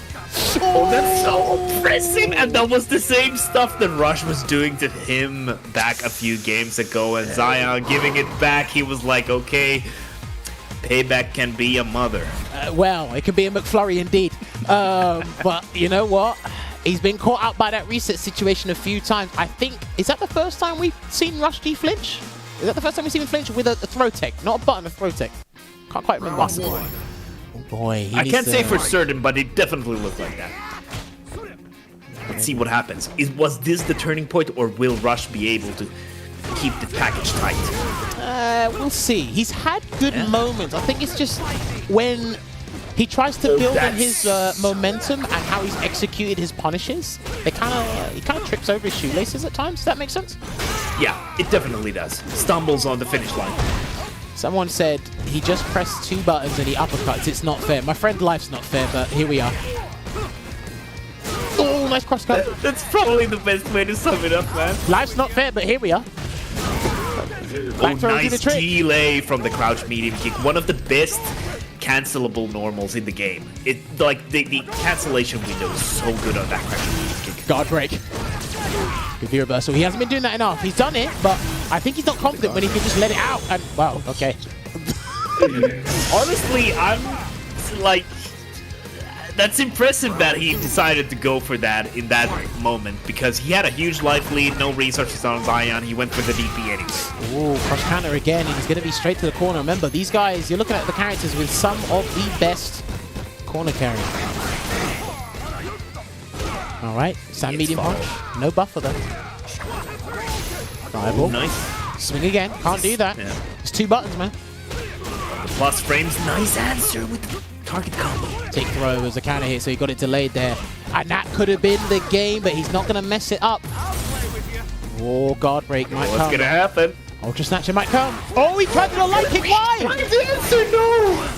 Look at how much damage he's paying for that, but no combo from Zion. Zion don't wake up super. Do not wake up super. Do not. What? Oh, you can do that. Wait, what? Oh my god. Oh, he actually, no way. Wait, he used the EX. He didn't have the he didn't have the chip. Okay. I legit did not know Ed could do EX Knuckle into the Ultra Snatcher on block. I didn't know he could do that. I've only seen that on here. I didn't know he could do that on block. So that was interesting. Because I remember I spoke to Ending Walker about this. I said, how do you Ed players mess up Flicker into EX Knuckle? That just can never mess up. He said, no, you can. It's just there's a slim chance. I didn't know you could then cancel it into the V-trip. That's something new. I like that.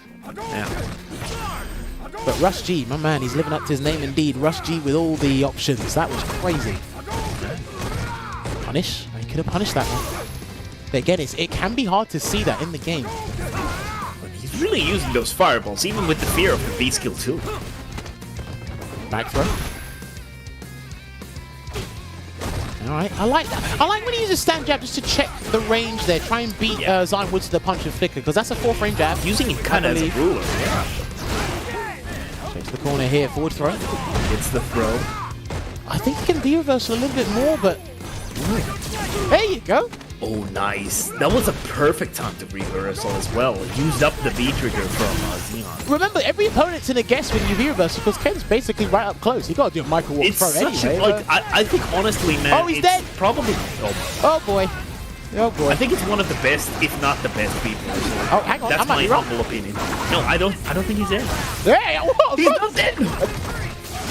No! Way. He got hit by the EX Fireball. That's such a good way to finish off the round. Like, we've been talking, like, in previous episodes, we already always talk about this. EX Fireball, one of the best round finishers in the game. Well, he done it at unreactable range. You're not reacting. Exactly. It's like, and the cancellation as well. it's not humanly possible unless you anticipate it. But It's a checkmate situation.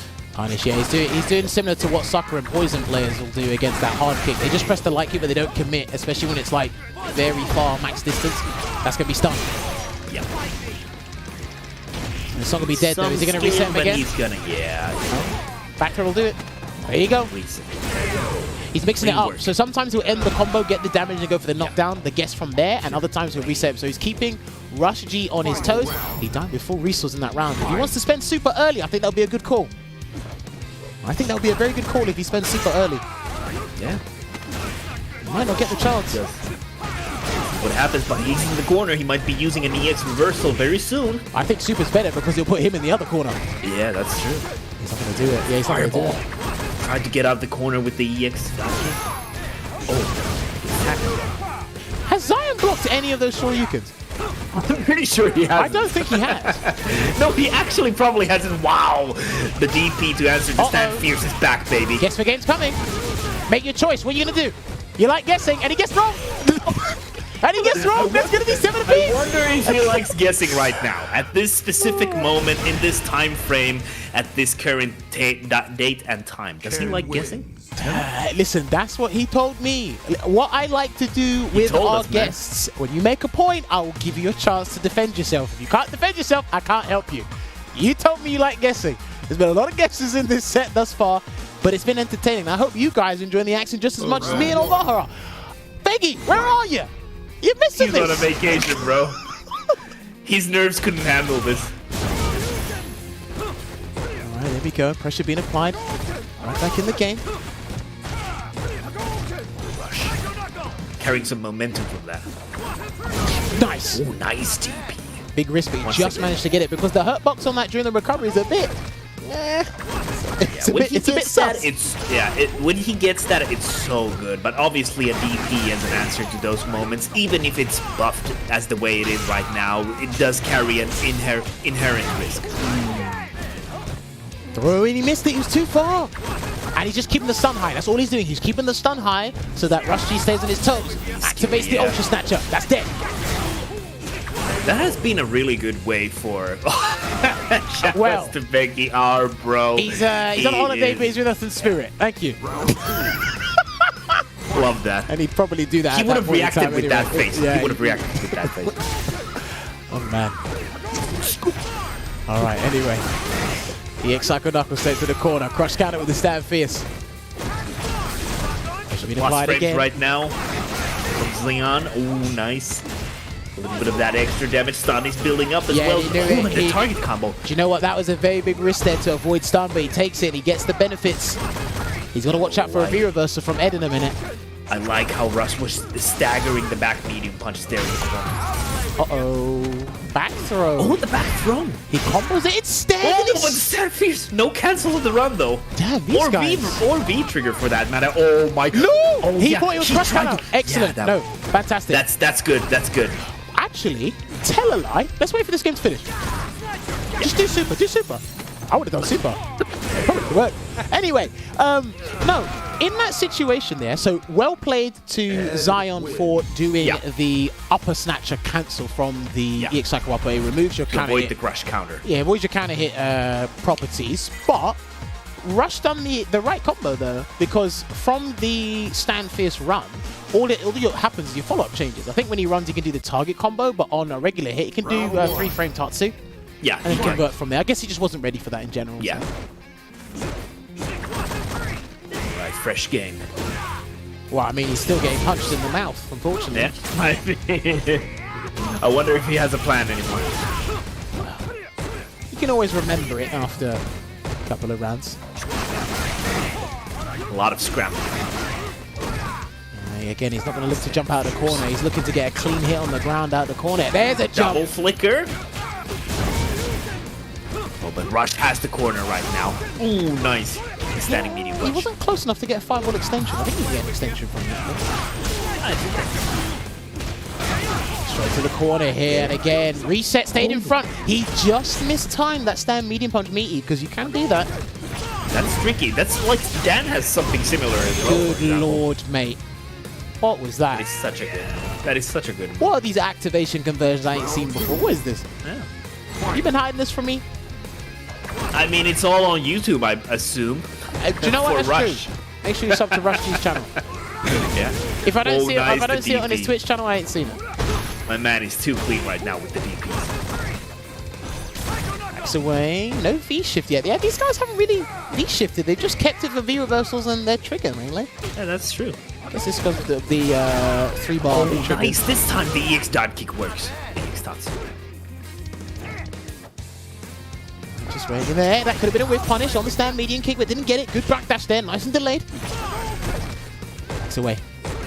Now, if he gets hit once. Oh, Ooh, there it is. I didn't say nice he, but optimal conversion as well. A lot of people just go for a dash up into a DP, for example, but he was ready for that. Nice work from Rush. I think what can he do now? He can do, because obviously they changed the properties on the crush counter hard kick, well, a little while back, so he gets better extensions of the crush counter roundhouse. Yeah. But yeah, I mean, this is all about, situational awareness, understanding your resources, that meter management, because that will be important in Street Fighter 6. Do not forget that meter management.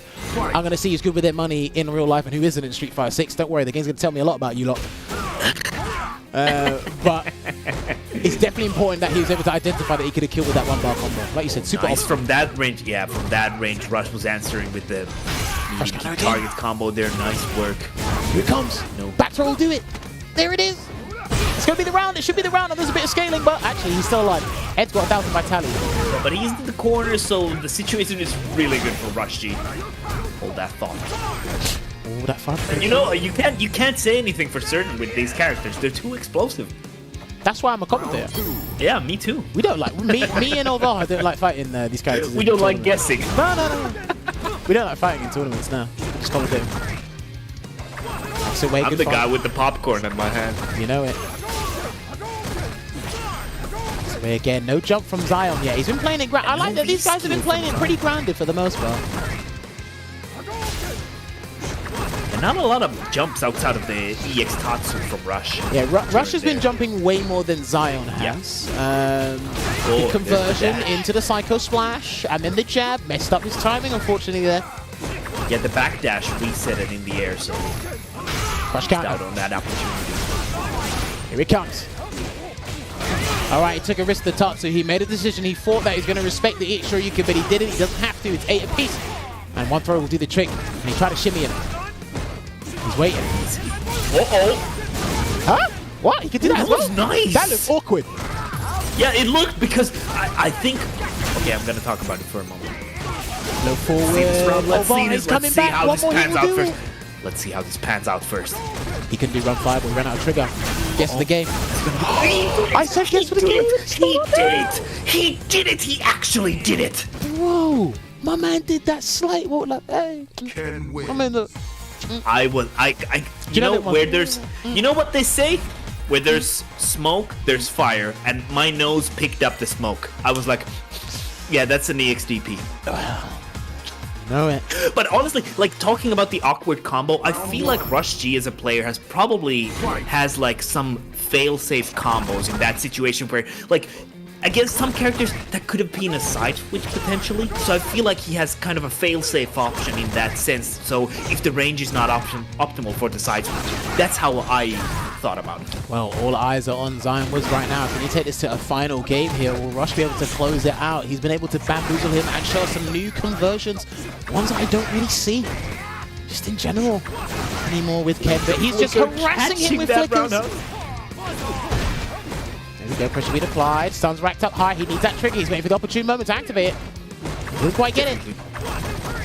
He's not gonna get it. He's not gonna get it. Chip him down, yeah, he's just waiting. Oh my god, look at the flickers! Hello? He capitulated, he caved in. Next round, let's go. Oh, where's the whip punish? Where's the whip punish? Oh my god. A lot of scrambles right now, oh my goodness. I think these guys are really scared of their crush counters more than anything else. Crush counters do mental damage as well.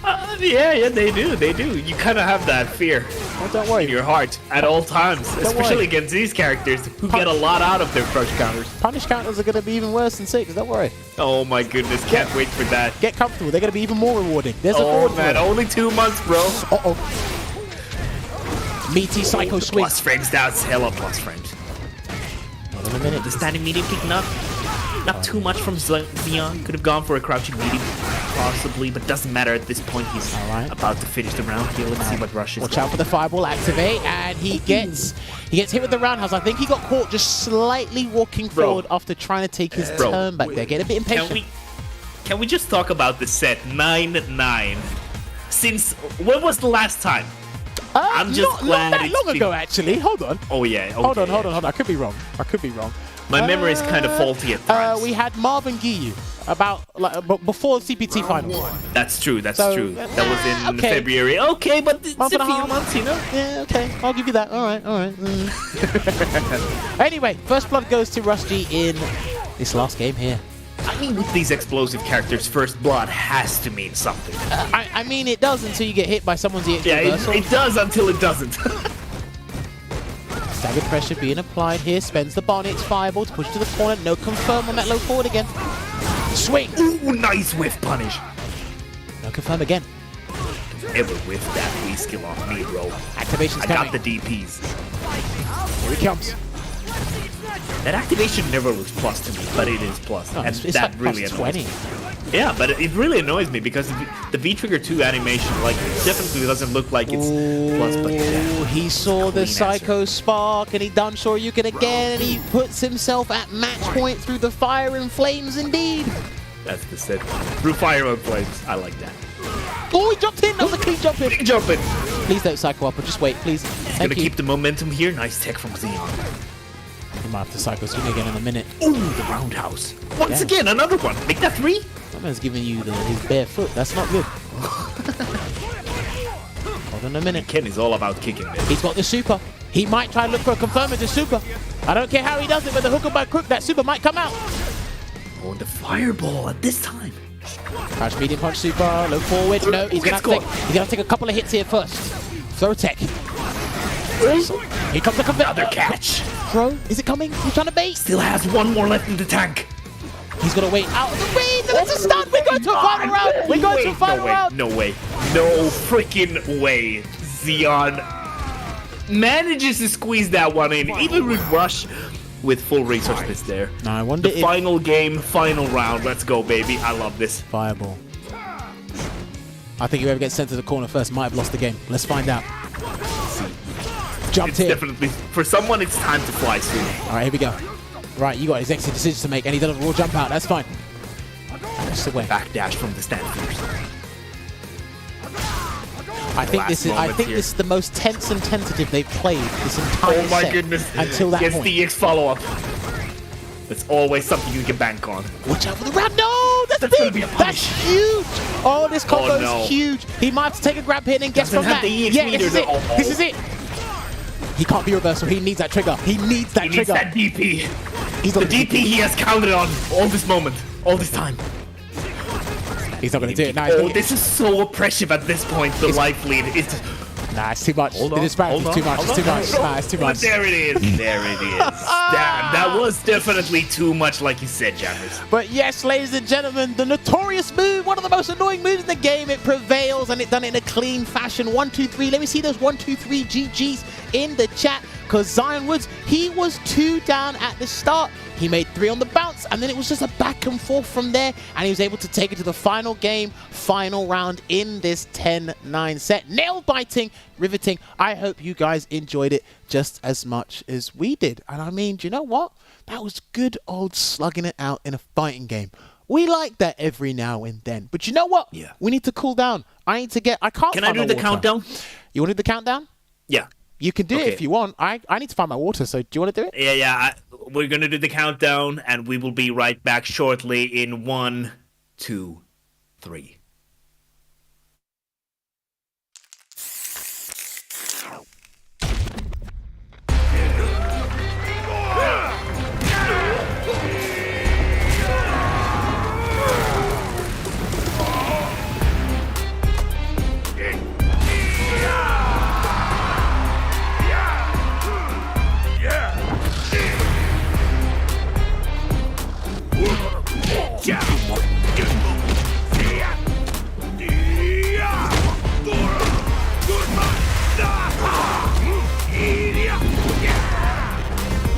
Brace yourself!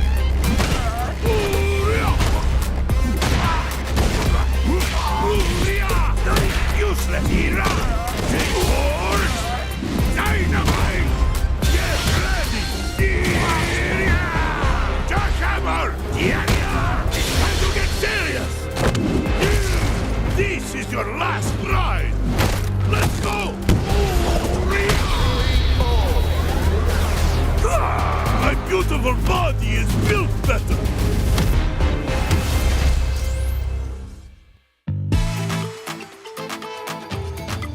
I call upon you, great wind. Toi no ikonoi, spirit of the wind. Let yourself become one with it.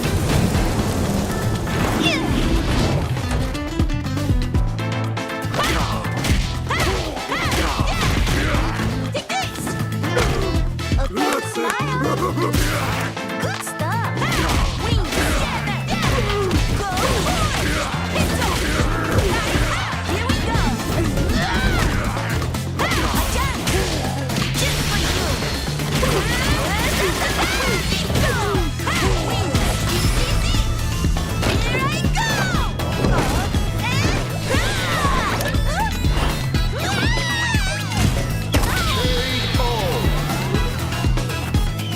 The voice of the spirit, only I can hear it.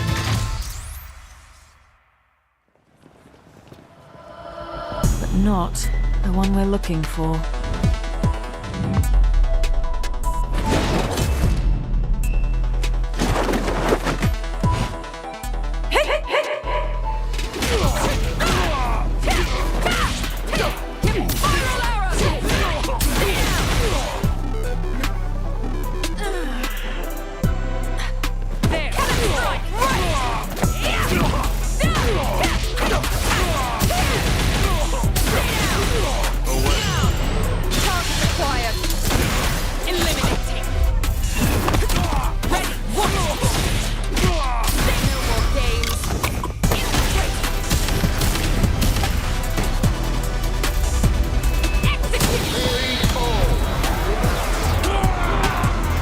Another mission awaits.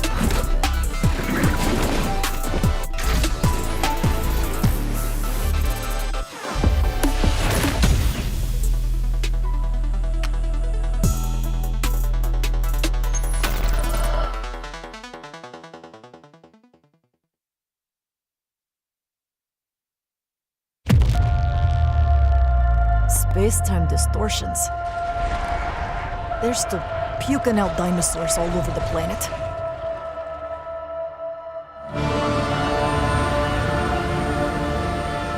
So, Vikatoa Island's been sealed up for 3 years and Ibius won't own up to Leviathan's malfunction? Can you address the reports of exofighter patrols on the island? Reports of exofighter patrols are simply untrue. IBS is committing all possible resources to the investigation. Exercise results logged. Sunsetting temporal instance. Come on back. Drinks on me. There are hundreds of exo-fighters running around out there. Everyone's armed, and nobody knows what'll happen next. 1 minute, they could be helping you. The next minute, they're shooting you in the back.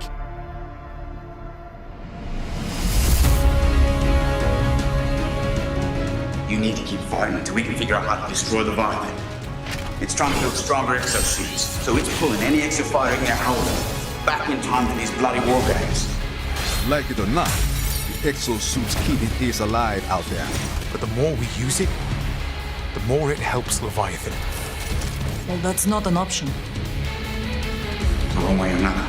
Valued team members, prepare for dimensional integration in 10 minutes.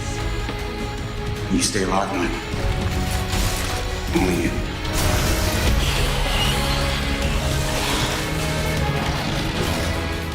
If you give an AI like Leviathan the directive, improve our exosuits, it has to complete it. It doesn't matter whether that takes 100 tries, million, all for the perfect suit. More than that. But at least do me the courtesy of looking me in the face whilst you do it.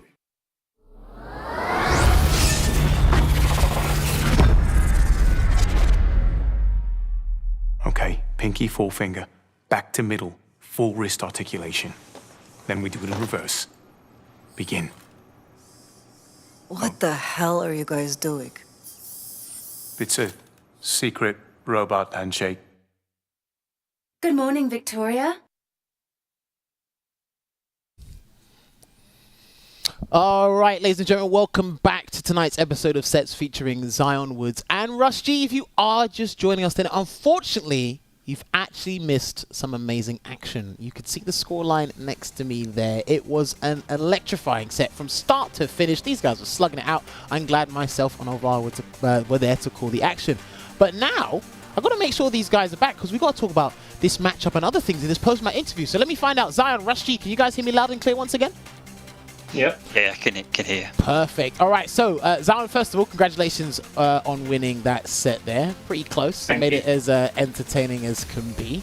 I'd like to, well, we got to first ask you your perspective on fighting Ken. What do you think the numbers are, and do you think Ed overthrows Ken completely? Do you think it's even? What's your philosophy when fighting Ken? So, quite a bit. I have quite a bit to say about Ken actually. So I think the matchup's 6-4. To who? In Ed's favor. Okay. But actually maybe just slightly. Maybe it's 5.5 Ed favor. But I also have like a bit of a Ken nightmare. Like if you remember in CPT, I lost to Muscle Noob. The World Warriors that I entered, I lost to Muscle Noob. Ken just scares me. Okay. But I think it's really good because Ken nullifies Ed's V triggers quite well, and he also his offense is very. It's very hard for Ed to like DP because like he has a 1-button DP, but if you have a free frame, you can just use the free frame and then you will block the DP as well. But Ken can get a lot of light confirms. He's one of the few characters that get more than Ed, so that's how you know he's very good. You talk about in terms of Ken as a character, in terms of light confirms? Yeah, because he can get a lot of light confirms. So it's hard to run. It's hard to have good defense against Ken. Because if you want to just DP to get them off you, it's hard to do that. Okay, interesting. Now I've got to ask as well. Like, what were you thinking when Rush G had that exceptional start? Because he looked like he was going to run away with that at least 4 games in a row or something with the way he was playing at the start. What were you feeling at the time before you like turned things around? Yeah, so I lost 2 games straight away in like the space of like 2 minutes, and I was like, nah, my jacket's coming off. I was like, what? I was like, yo, what's happening? Because I was getting destroyed, and then I was like, nah, this has to change. And then yeah. What do you think you changed? Oh wait, you put a jacket on. I put a jacket on. No, I took my jacket off. No, you put a jacket. You took your jacket off, Zion. Rusty saying you put his jacket on. Okay. Oh my God. No, that's interesting. It's the jacket swap. I like that. These guys are definitely they got that camaraderie going there. So, what do you think? What did you want to change specifically? Because I saw you utilizing, Ed's Psycho Knuckle a fair bit. It was getting punished. You baited at times, but not as much as probably we thought you were gonna do. And then I saw you try to use it to escape the corner. I think you got a bit more audacious with your resets at times. But is there anything specifically you can pinpoint that you felt right? It was these key moments that changed this entire set for me, Zion. Yeah, 2 things actually. One, the Psycho Knuckle. Yeah, because every time my Psycho Knuckle was getting punished, I knew as soon as like I pressed R1, I was getting punished because as soon as he backdashed, I know he's buffering the DP. So even if I whiff it, because Psycho Knuckle has a very big hurt box, I will get clipped slightly. So no matter what, I was taking damage. So I had to try and bait that out some more and just try to get the spacing right. And the other one was Flicker. Because Ken has a decent time dealing with max range Flicker. So like the spacing trap doesn't necessarily work as well. So what I've done, instead of just doing Flicker and then doing Flicker again, I would just do uncharged heavy punch, because that will push my hurt box a bit back and it will stop me from getting hit by whatever Rush G does. And if he dashes or if he does something else, it should counter that as well, unless he just does Fireball. Okay, interesting. Now I like that. I definitely like that philosophy there. Now we got to kind of look at Rush G's direction, because I think you're playing some of the best Street I've ever seen you play in a little while there. It was just unfortunate you couldn't take the victory there. So yeah, it looked like you were definitely doing some practice, because you looked a bit too sharp against Psycho Knuckle with those Shoryukens, and you had some very interesting answers. So what's your perspective on the Ed matchup, Rush? I just want to stop you there, Jammers. I'm very offended by what you just said, and I always play like that. Are you sure? He does, I can't lie. Is that against? You do not watch the streams enough, Jammers. Maybe I don't. Every time I play him, he does it. Right, is that against Ed or in general? But in general, there are some matchups that I am not great at. Ryu, for example, I hate playing against Ryu. Everyone knows, but yeah, generally that's how I play. But what I will say is, I was making small adaptations during the set. They weren't enough. I spotted a few things. I mean, yeah, it was all okay, do you know what he says? He says, no, you say it's not enough, but 10-9, listen, 10-9, final game, final round, that could have been anyone's round. I don't think you could have done any more, if that makes sense. Like, I think you guys were pushing each other to the absolute limit. Yeah. It just came, I'm not going to say it came down to a coin flip, but it was like, essentially, that last round could have been anyone's game. You guys had basically equals amount of momentum. That's what it looked like to me. Yeah. I want to actually ask Rush G as a follow-up question. What was the hardest thing for you to pinpoint about Zion's gameplay? In this set? Because, and I was going to ask afterwards about, is this like a normal thing or is it just today? To be fair, generally we do go neck and neck. I can't say that I beat Zion more than he beats me. It's generally 50-50. But I think obviously Flicker. I wasn't checking dashes. I think I was so focused on other things. I was letting the dashes in, and when I was in the corner, I was hesitating quite a lot. I had opportunities, and when I was cornered, but I didn't take them. And because I don't usually just wake up DP as much as you saw in that set. But I was thinking, should I do it now? He's probably going to pressure, and he's not going to try and bait. But I held back, or if I had a hit, there's one situation where I think I saw a stand heavy punch whiff right in my face, and I did do CA, but I got just a stand light kick and I got clipped for my trouble. So I've got options, I've got decisions, but I was in my own head a little bit when I was in the corner. I was really struggling to deal with the flicker, because basically flicker on block is a mix-up. It's like, yeah, Ed's minus, but it's the range, isn't it? You've got to decide on what you do based on range. That's why I even dashed in at one point, but it's... Yeah, that was random. Hang on, you say that, but how I saw it, I mean, you could label it as arbitrary in the long run, but I saw it as this, because if you look at all the times he flickered, he either tried to check you with a button, he walks out of the way, I think, or he backdashed, and the one time he did dash, you hit him. Now, that might have been you trying to anticipate the dash, but he mixed things up before he tried to take that attempt. Oh, no, I checked the dash. Well, yeah, he did. No, I know you did, but I'm saying, what you need to do in fighting games, this happens with every interaction, is pay attention to what your opponent does after you press the button, whether it's plus or whether it's minus. What I'm saying is, Rush was doing other options before he did the dash. He didn't resort to it every single time. It's just the one time he did dash, you checked it. But you just said, well, that was random, wasn't it? Like, because I was surprised. It wasn't necessarily random. It was just surprising, to be fair.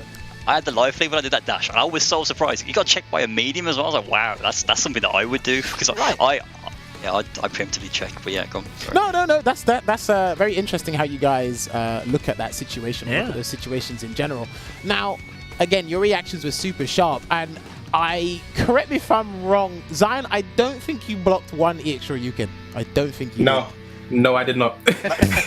Every time I tried to bait one, I got hit by crouch medium punch activate. And then every time I tried to go in, I got hit with EXDP. I was like, what do I do? Do you find yourself having a better time against the wake up DPs normally outside of this set? No, actually. I feel like I struggle. Like every time I want to bait a DP, someone does a different option, and then I find it rare to bait DPs sometimes. Okay, do you know what you can do? Maybe that's something you can work on from now and obviously leading into SF6 and then from that point onwards. Because again, baiting just in general it's not easy. There's sometimes you can identify a situation and you're like, yeah, you 100%, because again, like you said, the times you tried to bait it, in your gut feeling said he will do it here, and he didn't. But that's the same thing. That's where the mind games come in, because Rush G felt he thinks I'm going to do it here, so that's why I'm going to do something else, and that's where it gets a bit confusing. So then you kind of give up that aspect of the game, if that makes sense. You're like, all right, I'm not going to bait here, or try something. Sometimes I did feel at times you overextended a little bit, which is why the extra Ryuken came out, but yeah, I got a bit too greedy. At the end of the day, though, like, both of you have invincible reversals that give you Oki. But I feel you have to understand the context at which Rush G did his reversals. Where was he doing them, and when did he do them? He was in the corner most of the time. Funny thing is, go for it, please. Funny thing is, I even though I'm bad at baiting like reversals, I'm good at knowing when he wants to mash jab. Like you saw him get like crush card a lot, because I knew he was gonna press jab, but I don't know what it is between jab and EXDP. I just can't do both. I don't know why it is. I mean, fighting games are hard. They are. Well, and that aspect, understanding your opponent, that can be pretty hard. So, I actually have a question for both of you. We didn't see a lot of V shifts from either. I don't think we saw any. Yeah, I don't think we saw actually any. Maybe once or twice. I think once against Zion's V trigger too. But is that just not really a part of your game plan, or is it something that you don't use against each other? Do you have like a specific reason why you don't use them? I don't necessarily use it against Ken players, because the OS for V-shift against Ken is very easy. Like you can get heavy DP if you just whiff grab and they V-shift. So it's like, what's the point? And then you're back in the same place, you've lost a bar and you've lost health, and you're probably further to the corner than you are before. But I actually utilize V-shift like a lot more against other characters, and V-reversal like against characters like Luke, because there's certain situations where they benefit you. Yeah. But with Ken, I don't really do it as much, because the risk is very high against Ken, because there's different options he can do, which ultimately lead to Oki, and then it snowballs out of control, and then yeah. Okay, fair. How about you, Rush? Yeah, what about you, Rush?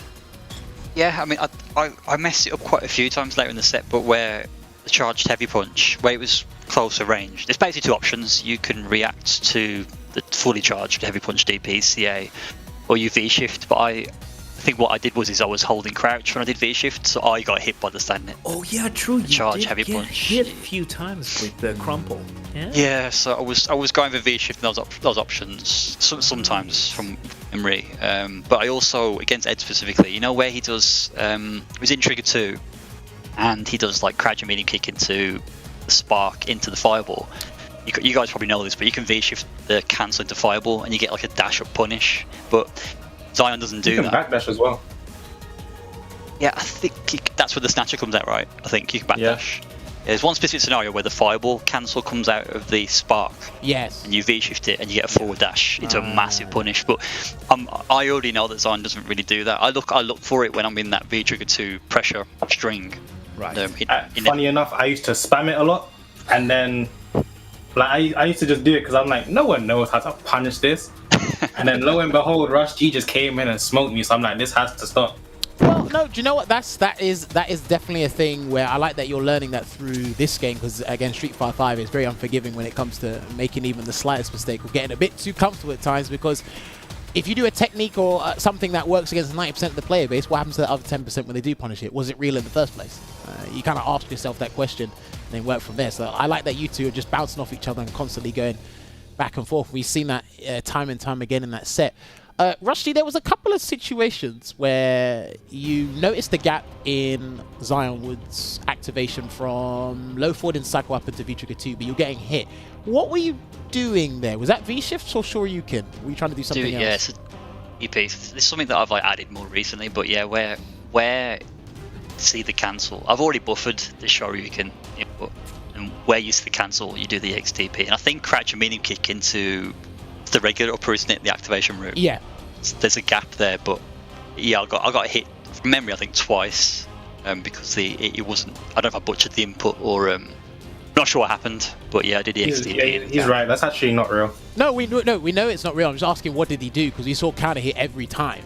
But it's like, okay, so he knows the gap's there, but he's trying to do something that's not coming out. So I just wanted to know if it was V-Shift, Shoryuken, or I think he had Super at one point, but don't think it came out. Yeah, I think it's deep. I think from memory, if you V-Shift it, you don't get punish. Nah, you just V-Shift to get out of the situation. Get out of this, yeah. But I think he still activates as well. So even though you V-Shift it, Ed will still activate. Well, the thing is as well, with this, and this is something that's important about this game. Yes, they still activate because obviously when you V-Shift, it basically counts as a hit. But you avoid the guess, essentially. Yeah, because exactly. you could lose from that guess. So even if they still activate, guess what? You eliminate that one guess scenario, and the next time you get in, they can't be reversal or do whatever. Obviously, it doesn't necessarily apply to just him, but other characters as well. So there's benefits, there's pros and cons to it, but I was just curious about what you were doing in that situation. Another thing as well, I've got to give you praise, because you showed me, I think there's about 4 or 5 activation routes off Ken I haven't seen before. I think that activation was giving me nightmares. He showed me a couple of activations I haven't seen before. EX Shoryuken, cross under, fireball, then the EX Tatsu. There was a heavy Shoryuken conversion you did. I think you did a dash whiff jab into EX Tatsu, something like that. So you must be really creative and you must really enjoy this stuff. How did this come about? You just trying to figure out these activation conversions? Was it really just trying to find out Ken's combo potential, or was it something else? Was it trying to look good for YouTube? What was it? This is another meme. So the meme is optimization_G, which everyone kind of figured that. So when I first started the game, when there was only one trigger per character, like I was just baffled. I was like, how many combo routes are there for this V trigger? And there's a lot of stuff. There's the stuff you haven't even seen that he does. And this is just my mindset. I was just like, okay, I need to figure out all the combo routes. That's what you do in fighting games, right? Figure out all the combo routes. So I spent last 7 years trying to learn V trigger, trying to learn V trigger 1, and yeah, I mean, from really strong V trigger. If you know how to use it, especially this is the thing, yeah, with the run cancel that he gets in trigger 1, I thought it was kind of useless at first. I thought, okay, you can get free pressure, but he gets mad damage off it if you know how to use it off it. Yeah, rather than just throwing it out, you look to convert off it, but not many people have really labbed up the scenarios, I feel. But yeah, it's trigger 1 if you know how to use it. If you score a hit, you can do mad damage. Well, do you think like Ken players in general are using it in an optimal way? They're trying to get basically free pressure instead of trying to hit confirm it, like you just said. I think they are using it optimally, but the reason for that is because I personally think, I think they would agree, trigger 2 probably is the better or more versatile trigger. In my opinion, it's much easier to use. The combo routes aren't as complicated, and you can get conversions in this situation off it that you don't get with trigger 1, like punishing fireballs, for example. I'd actually say against Ed, you probably want to pick trigger 2. I'd say. So that's my OS for losing. No, okay. Yeah, no, that's interesting. Do you find it the better V trigger to use overall? V trigger 2? I don't know. I think V trigger 1 still has its place. I don't know, maybe to me, because I'm on the receiving end of it most of the time, it seems more threatening than V-Trigger 2. Like you said, it's got its uses, it's more flexible, and the vacuum effect is extremely good, but I don't know if you can use it across the board like V-Trigger 1. Yeah, and it doesn't last as long as well. So it doesn't need to, because it's a different purpose. Yeah, of course, but like you don't feel as afraid for as long of a time compared to V-Trigger 1. I don't know. Rush, would you object to what we just said, or? I still think you're right. You can't use it in every matchup, but you've got. I mean, combined with CA, you get like 50% damage or more. That's on like a fireball punish. That's off a whiff punish. It's just 3 damage.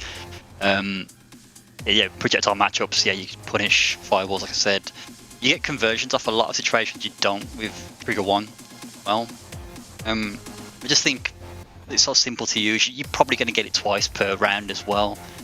Yeah, I personally think it's better, but maybe that's because people don't use Trigger 1 properly. Like the only other Ken I see use Trigger 1 the way I kind of do is Angry Bird, Big Bird. They use Trigger 1. I'm like, okay, yeah, you know stuff. Don't really see it. Wise. Is that in terms of? Okay, let me not use the word optimization. Is that in terms of like creativity and unlocking its full potential? Damn, that sounded cheesy. And getting its full potential, because sometimes I do. It's not a mistake. I see, because again, perspective is everything, right? There's some people where you look at them using your character and they use trigger, and it's like you can be more optimal here, you can be more flexible there. There's this mix-up you can do, and then there's, you know, let's say that the best players in the world, the tournament players, and they're like, look, this just gets the job done in the safest, most efficient way. Would you say it's mainly because you've had more time to be creative and like really explore this, that the guys that you do see that you feel they're using it unoptimally, that they're competing all the time, so they're trying to find the safest way to win, or am I misunderstanding your point? Sorry, I think so. When I was saying Angry Bird and Big Bird use it very similarly to how I use it. Sorry, that's what I was saying. I think I was more talking about like just online. When I see people use Trigger 1 online, it's not kind of wasted, or like, yeah, it's just not. Yeah, I guess it's difficult to articulate. So yeah, I suppose I'm comparing the player base, but yeah, going back to the original point, 2 versus 1, I just think it's more simplistic, more reward for it in more situations. That's, yeah, I'd say that in a nutshell. Okay. I think 2 is better than 1. No, that is completely fine there. Now I've got to go back to Zion. You said you like guessing, but you were on the receiving end of all this guessing for quite a while before you turned things around. Now, I've always wanted to ask you this, because I think at one point you did say you played, was it Karen before you played Ed? Was that right? I played Karen, Ibuki, and Colleen. Colleen as well. Why? What made you stick with Ed? Was it inspiration, or did you say he just looks cool? 2 things actually. One, I think Ed's a very cool character. I think psycho powers in general, they're quite unique, and everyone with psycho powers can do different things. So I think they're all cool in that aspect. And the second one, remember how I said I was losing to my dad? Yeah. I was like, I won't play. Once I got the game, I still played him like over time, and I still lost. It wasn't as bad, but I was still losing. And then I was like, can't lie, the character's cheap. I mean, he's extremely good, yes. Oh no, this was before he got all these buffs. Yeah. So like, I was like, your character's cheap. I guarantee you, I can play this character and win. Oh my god. So I played the character to tell my dad, because I was like, this character's got no inputs. I was basically saying what everyone in Twitch chat says, but then I realized he's actually... I didn't realize that he's easy to play but hard to master. Okay, now's the chance to defend yourself. Why is he hard to master? Because, well, actually, he was hard to master. Let me say that. Now I feel like he gets too much reward. But before this season, I feel like he was hard to master because you had to think about a lot of things, and he still has these weaknesses, but they're covered up by how much buffs he has. Because you can't whiff punish stuff into special moves unless it's flicker, which is the lowest damaging special move, because a lot of special moves whiff. And then also he has bad matchups, but now they're fightable because he does stupid amounts of damage, so it helps him there. Okay. What are Ed's worst 3 matchups? Me personally, I think Dowson, that's a terrible matchup. Falk is a bad matchup, but I actually don't mind fighting it, so funny enough. Okay. And then I also think Chun-Li is a matchup that's not in Ed's favor. Wow. Okay. But now they're all winnable, except for Dowson, unless you're Ending Walker, because that character's cheap. Well, I mean, when we spoke to Ending Walker, he said Falk is the worst matchup, and he put Sagat high up there. Sagat is actually a hard matchup, but the Sagats I play, they're all like, I've now learned it a bit and what not to do. Okay. But I don't think it's one of his worst. Falk is definitely his worst matchup. I like it. Two sides of the same coin, and your worst matchup is the other side of was basically your reflection in the mirror. So then it's interesting. Why didn't you pick up Falk then at any point? Because if you've played Ed, surely you could dabble with Falk a little bit. I've not really looked at Falk because I wanted a secondary character to deal with my bad matchups. So then when I was talking to Phils at one point, he said, if you want a secondary, don't pick Falk because she has the same hard matchups as Ed, so it was pointless. Okay. Right. So the only reason I ever would have picked Falk would be, let's just say, to just counter pick another Ed player, but I don't mind the Ed mirror. It's just who's more coconut brains you'll lose. Okay. That's a very interesting way of describing it. I've never heard that as a description. Meaning, hey, listen, if that's what you guys say when it comes to mirror matches, then boy, I can't wait for a Geef mirror in Street Fighter 6. Oh wow! Oh no, that character looks so cheap. That character looks so good. That character looks interesting, yes. But no, I've got to ask you as well because, again, I like the way that you both have improved over the years of playing this game. Rusty, let me ask you this first. What has been kind of your main way of improving? Has it just been remembering things, making mental notes, and going back in the lab? Has it been watching replays? Has it been the YouTube documentation? What has it been for you? That's been your main way of improving? You're gonna laugh. Optimization underscore G. I just sit.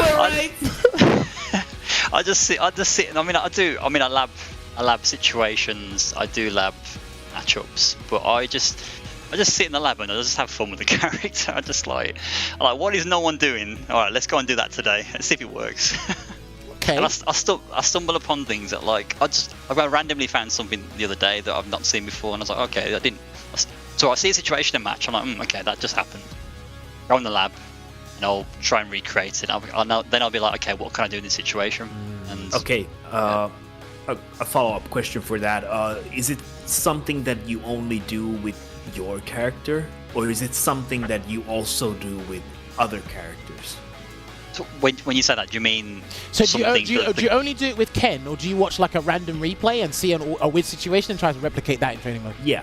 No. So I only look at my matches. So I look at my matches with other characters, obviously. But okay. Yeah, everything's solely Ken. But what I will say is as well is there's a lot of people that I've spoken to over the years that have given me like crazy like tech and advice as well. So like my Discord is filled with like people helping each other out all the time. So I've got to say the people that I talk to over the not just now, even over the years, there's people that have come and gone, have found like amazing bits of tech. Oh, kind of like we've all just got together and figured stuff out. But yeah, I just sit in the lab and do Ken things. No, that's great because that was one of my primary motivations for getting better with Poison. I'm just like, all right, just go in training mode, practice combos, come up with some weird scenarios, watch replays of and find the most awkward interaction, recreate it, and then work from there. And then you just show people this stuff. They're like, I've never seen that. It's like, because you lot can't even do an anti-air, so like, you're not even at that point where you think like this. Damn. But sometimes I do feel it might be. Would you say you're an innovator, Rush? Is it safe to assume that if you touch a character, you think you can really innovate with them and then create some stuff or develop some things that you think other people won't be able to come up with? That's sounding big-headed. Yeah, I think I just like. I'm trying to be diplomatic here. So I like the character and I like seeing potential of the character. If that makes sense. So okay. Yeah. This goes back to what I said before. Maybe if I wasn't content creating, I wasn't doing all this stuff, and I was focused on competing, it may have been different. Do you know what I mean? Yeah, of course. Yeah, that was my.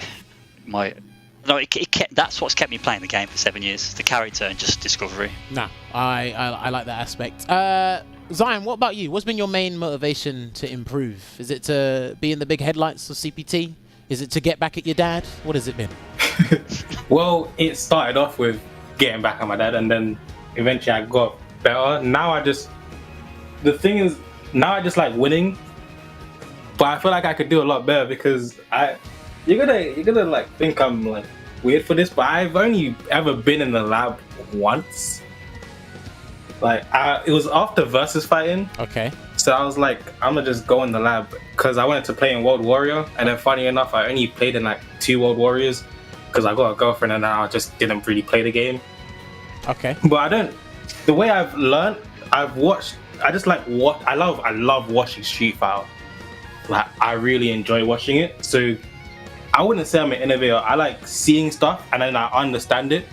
So I'll see this once and I was like, oh, that's how this works. I'll like go back like a few seconds. I'll see it again, and I'll be like, okay, that makes more sense.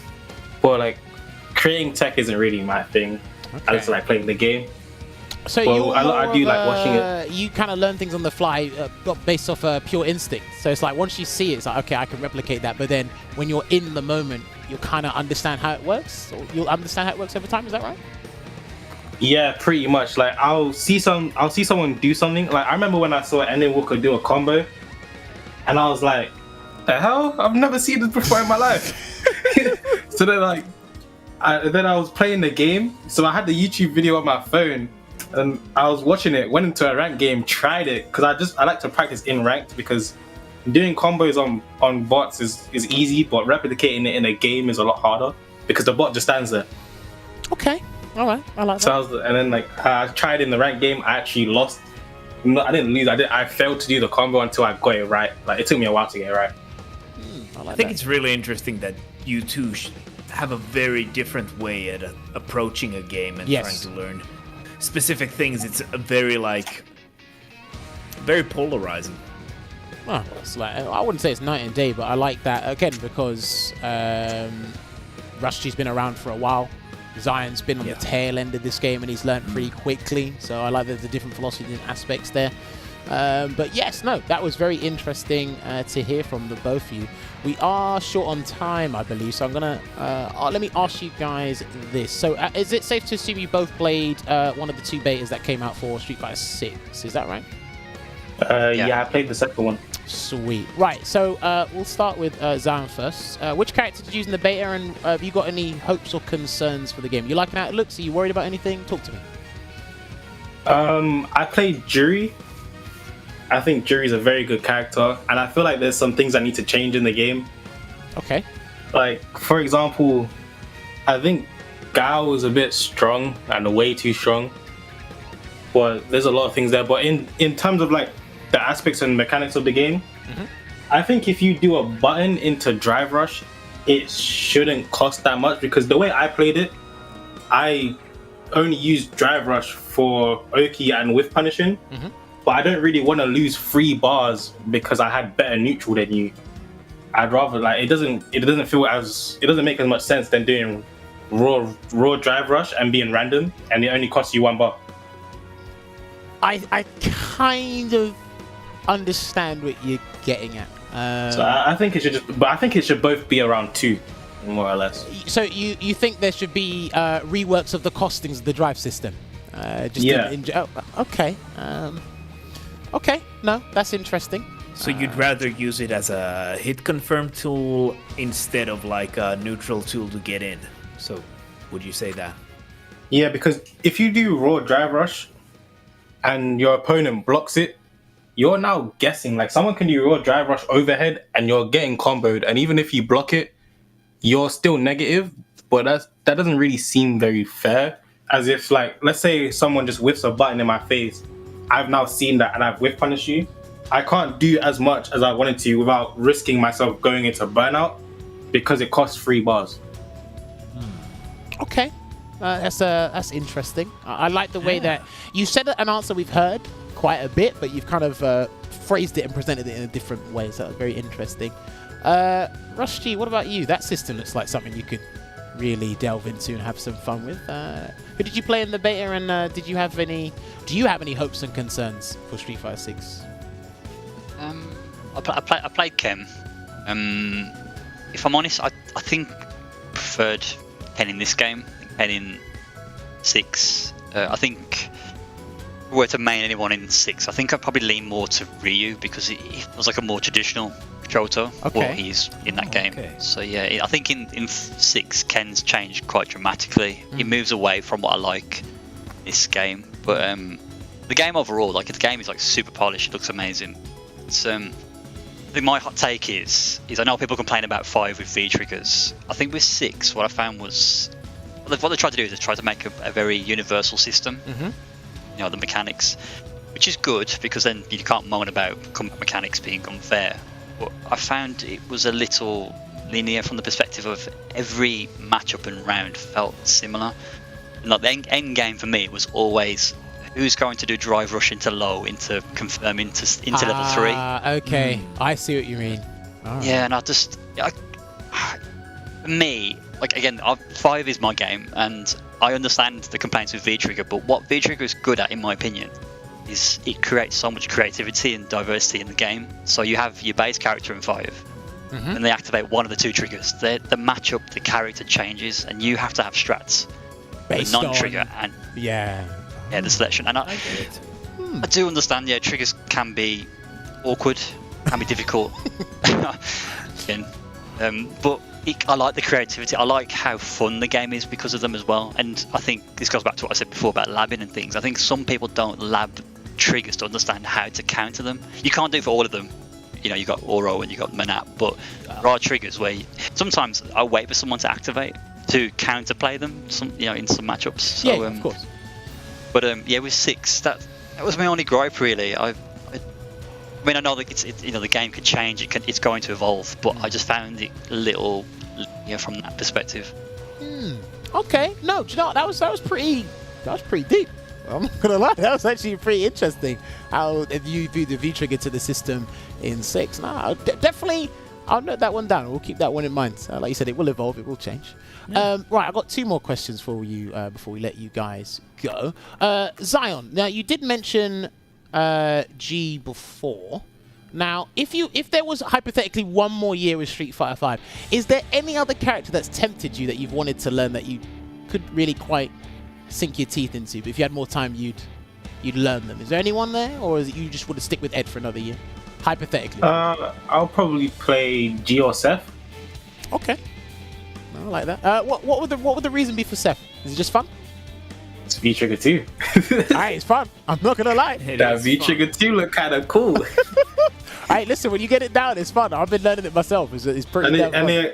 It would also feel rewarding because I've heard that the V-Trigger is hard to use. Yes. So knowing that I can use that, I could probably learn it. But there's no point because the game's over. No, there's every point to learn it. You can dabble with it now and see what you missed out on. There's every point to learn it. You're saying there's no point in learning it in a competitive aspect from it. But what it can do is it can get the creative juices flowing. So then when you have that kind of mindset going into 6, there's no point doing it. From a competitive aspect, yes, but learning it, I don't see why not. You can do it tomorrow. It can also improve. Yeah, it can also improve just the way you think about things and how you approach new things as well. So you might, find some new things about yourself as well. No, it's true. It's also just a very rewarding V-Trigger to use when I see it land. It is indeed. Rush, what about you? I've seen you on Ken. I don't think I've seen you on anybody else. Correct me if I'm wrong if you have used another character, but if SF5 had hypothetically one more year and you're like, right, I want to learn a new character, is there anyone that has tickled your fancy? I've started messing around with Laura just for the sake of the stream, but that's more for it's more for fun. But I've always wanted to play a character with a command grab. I just thought, what does it feel like? And it feels well, how does it feel? It feels amazing. Like I've been command grabbing the crap out of Gold League players. So I'm working my way to platinum. Well, are you witnessing this next level euphoria that you've never had? It's the people I was just in tears, laughter and all sorts when I was doing it. But yeah, it was fun. So Laura for fun, but I think she's. I don't really know where she's on the tier list. I think she's kind of mid-ish tier, but she's good. I do like her toolset. It's interesting, but competitively, I think if I was wanting to compete, be who called I think Rashid. I know something. Okay. Yeah, I think so. I've always a creative character as well. Yeah, he's got loads of tech and stuff. But yeah, I think that V-Skill 2 kind of. I don't know if I'd be V-Skill 2 kind of got. I don't know. V-Skill 2, just think of it as aerial footsies. End of discussion. Just think of it like that. He's literally playing Guilty Gear. I mean, he's having some fun. You are having some fun. Everyone has some fun in the game. Listen, fighting games. He does look pretty fun. Fighting games are not meant to be fair. That's all I'm gonna say. We can all talk about our characters, but go on. Yeah, I have a question regarding Street Fighter 6 and the future as well for both of you. Are you looking to attend any events when Street Fighter 6 launches? We can start with Rushdie. This is a little bit of an awkward question because people that are watching and know me, I've been trying to be a pipe pooper to stop playing Street Fighter. In all honesty, I've been in and out of retirement for like the last 3 years. Fighting game players don't retire, but go on. Yeah, I'm learning this slowly, but yeah, Okay, go on. I need a break from live and content and everything. So I plan to watch 6. I don't plan to play 6. Really? Not at the start. Not at the start. What if I tempt you at 1 or 2 years in? What if I tempt you? Depends where I am in life. Okay, yeah, that is completely That's a understandable. fair answer. No, that's completely understandable. Zion, what about you? You want to travel anywhere or? I'll probably, well, not probably. I'm definitely going versus fighting. Okay. Because that's the first tournament I've ever been to, and it was amazing. Nice. And then I'll probably try to go UFA as well, but I'm also gonna be in uni, so who knows? Oh, we'll see. Right. Education. Or if there's any first. online tournaments, I'll definitely enter that. Education comes first. Right, my final question for you two before we let you lovely gentlemen go. First place of Street Fighter 6 First Capcom Cup gets $1 million. If that was you, Zion Woods, what would you do with that $1 million? Well, I'm going uni, so I'm trying to pay off that debt. Okay. So your tuition fees paid? Anything else? You'll have a lot of money left over. I'll probably save it for when I'm older and like get a house and stuff. I like that. This man is thinking serious. Smart. Yeah. Nah, I like this. He's got a good brain on his hands. I like this. This guy's gonna be very good. I like this. Keep an eye out for this kid. Rusty, what about you? If you had $1 million, what would you do? I'd leave my 9 to 5. I would unretire and play Street Fighter 6 some more. And see how far I can make it. Okay, I get it. And hire an editor as well. Yes, you have definitely thought about this. That is brilliant. No, that is fantastic. No, I love it. But do you know what, gentlemen? We are out of time here because we have to get things moving along. So if we can get their fight card rolling on the screen right now, these guys have been amazing to talk to. I wish I could talk to them a little bit more. We might do that in our own time. But yes, ladies and gentlemen, there are their social media outlets on the screen. Sorry, you can see their Twitters and their Twitch accounts there. Please follow these guys and follow what they do. One of them claims he's going to retire, but it's very hard for fighting game players to retire these days because the moment you turn on the console, you are not retired. And of course, Zion Woods, young prospect, he's got a good future ahead of him. And he likes guessing too, so he might pick Zangief, who knows? We'll wait and see. No, 100% not. Well, he says that now until he finds out. Anyway, but this is this is for you guys. The podium is all yours. Zion, is there anyone you'd like to thank? Is there anyone you'd like to shout out before we let you go? I'd like to just thank everyone I've played with. I've played with Ending Walker before. Camlet Cypher, I've met in person. Very nice. I've also met Shax and Shivs, and they're also very helpful as well, the Forfills, because I met them at Meltdown. Nice. And they've helped me like with the game and like what not to do and what to do. So yeah, that was pretty fun. Sweet. Rusty, what about you? Is there anyone you'd like to thank? Anyone you'd like to shout out? Electronic Dojo, the Discord family. I've dragged them through this. My kids, baby mum, and just everyone that tunes into the content as well. I really, really appreciate it. Sweet, fantastic. I like it. No one said Dalsum should leave the game. That's great. Anyway. I hope he does, but I don't think I should say that. Well, no, maybe you could, but I can. I could join you in that regard. No, I'm just messing with you. But yes, gentlemen, it was been a pleasure speaking to you. Once again, thank you very much for taking time out of your day. When you guys are ready, you guys can leave the Discord call, so myself and Ovar can close out the show. And then I'm going to drop you guys a message thanking you once again later on, probably in about half an hour, maybe an hour or so. All right. Thank you very much for having me. This was very fun. Cheers, guys. It was fun. Take care of yourselves, gentlemen. Enjoy it. You as well. But yes, that was, you know what? Again, you got to thank this gentleman right here, not Veggie, this one right here, because he suggested these two players, brought them on, and they gave you a nail-biting set in that 10-9. So thank you very much, Ovaha, for that. Thanks for being here with me. Couldn't do it by myself. We don't need Veggie anymore. We just cut him off. Just get rid of him anyway. I mean, we can consider that when he returns from his holiday. No, I'm playing with it. Yeah, but yes, ladies and gentlemen, that would be his face when he hears that. Well, he probably was. Who talked like that? Anyway, but yes, Ladies and gentlemen, we hope you enjoyed tonight. But yes, do not forget, Street Fighter 6 is out June 2nd. That's when it comes out. We're going to roll on the splash page for you guys right now. You can still pre-order the game. There are 3 versions of the game: the standard edition, the deluxe edition, and the ultimate edition. But we're going to give you the June 2nd one pre-order now first before we actually go into the next splash page here. It's on PlayStation 5 and PlayStation 4. So if you do not have a PC or a next-gen console, you still have your PS4, please get a air can, spray your PS4, blow it off, open it up, clean it up, because it's going to be taken off to Mars anyway when Street Fighter 6 drops. I want you all being there on day one when we do play the game there. Even if you're on Xbox Series X or S, you can join us there. But if you're on PC and you have a Steam account, get pre-ordering. Can't wait, man. It's going to be an absolutely 8 weeks. Crazy week. Yeah, 8 weeks. That's the countdown. I tried to threaten Street Fighter account with the cat meme. Didn't quite work out. They said 2 months away, and I said, look, just give us the goods now. We don't need to skip this 2-month nonsense. Just give us the goods now. That's all. I mean, we have 8 weeks to look at, the Luke cover art, and at this point, it's grown on me. Well, I like that. I like that it's grown on I like you. that. But yes, big things are coming for the game, but we want it to have an amazing launch. It looks like it's right on track. But make sure you follow the official Street Fighter account on Twitter, on YouTube as well. Make sure you're subscribed to Capcom Fighters on the YouTube channel to catch the archives of this, and follow the Twitch account. And also, don't forget down here, the guys have been putting in work to make sure. Hey, there it is. They got it up. There it is. Don't forget, these guys, I know the people that actually been working behind the scenes for this Street Fighter account, so please go and check this out. If you do have TikTok, give them a follow, because this is the trendy thing nowadays. If you're allowed TikTok, of course. For those who know exactly what's going on with TikTok worldwide. But yes, make sure you follow this account and have a good time there. But yes, other than that, I don't think there's anything else I need to shout. We will have an episode next week. We are in the pipeline of getting that sorted for you. And Veggie will be returning with us as well. But yes, we are going to leave it there for tonight. Much appreciated to everyone that could join us. Yeah, we've got to love you and leave you. We are still playing some Street Fighter 5 until Street Fighter 6 rolls around. But yes, stay safe. Keep watching some Street Fighter. Keep analyzing. Keep joining us in the stream chat. And we'll see you next week for another episode of Sets. Until then, take care.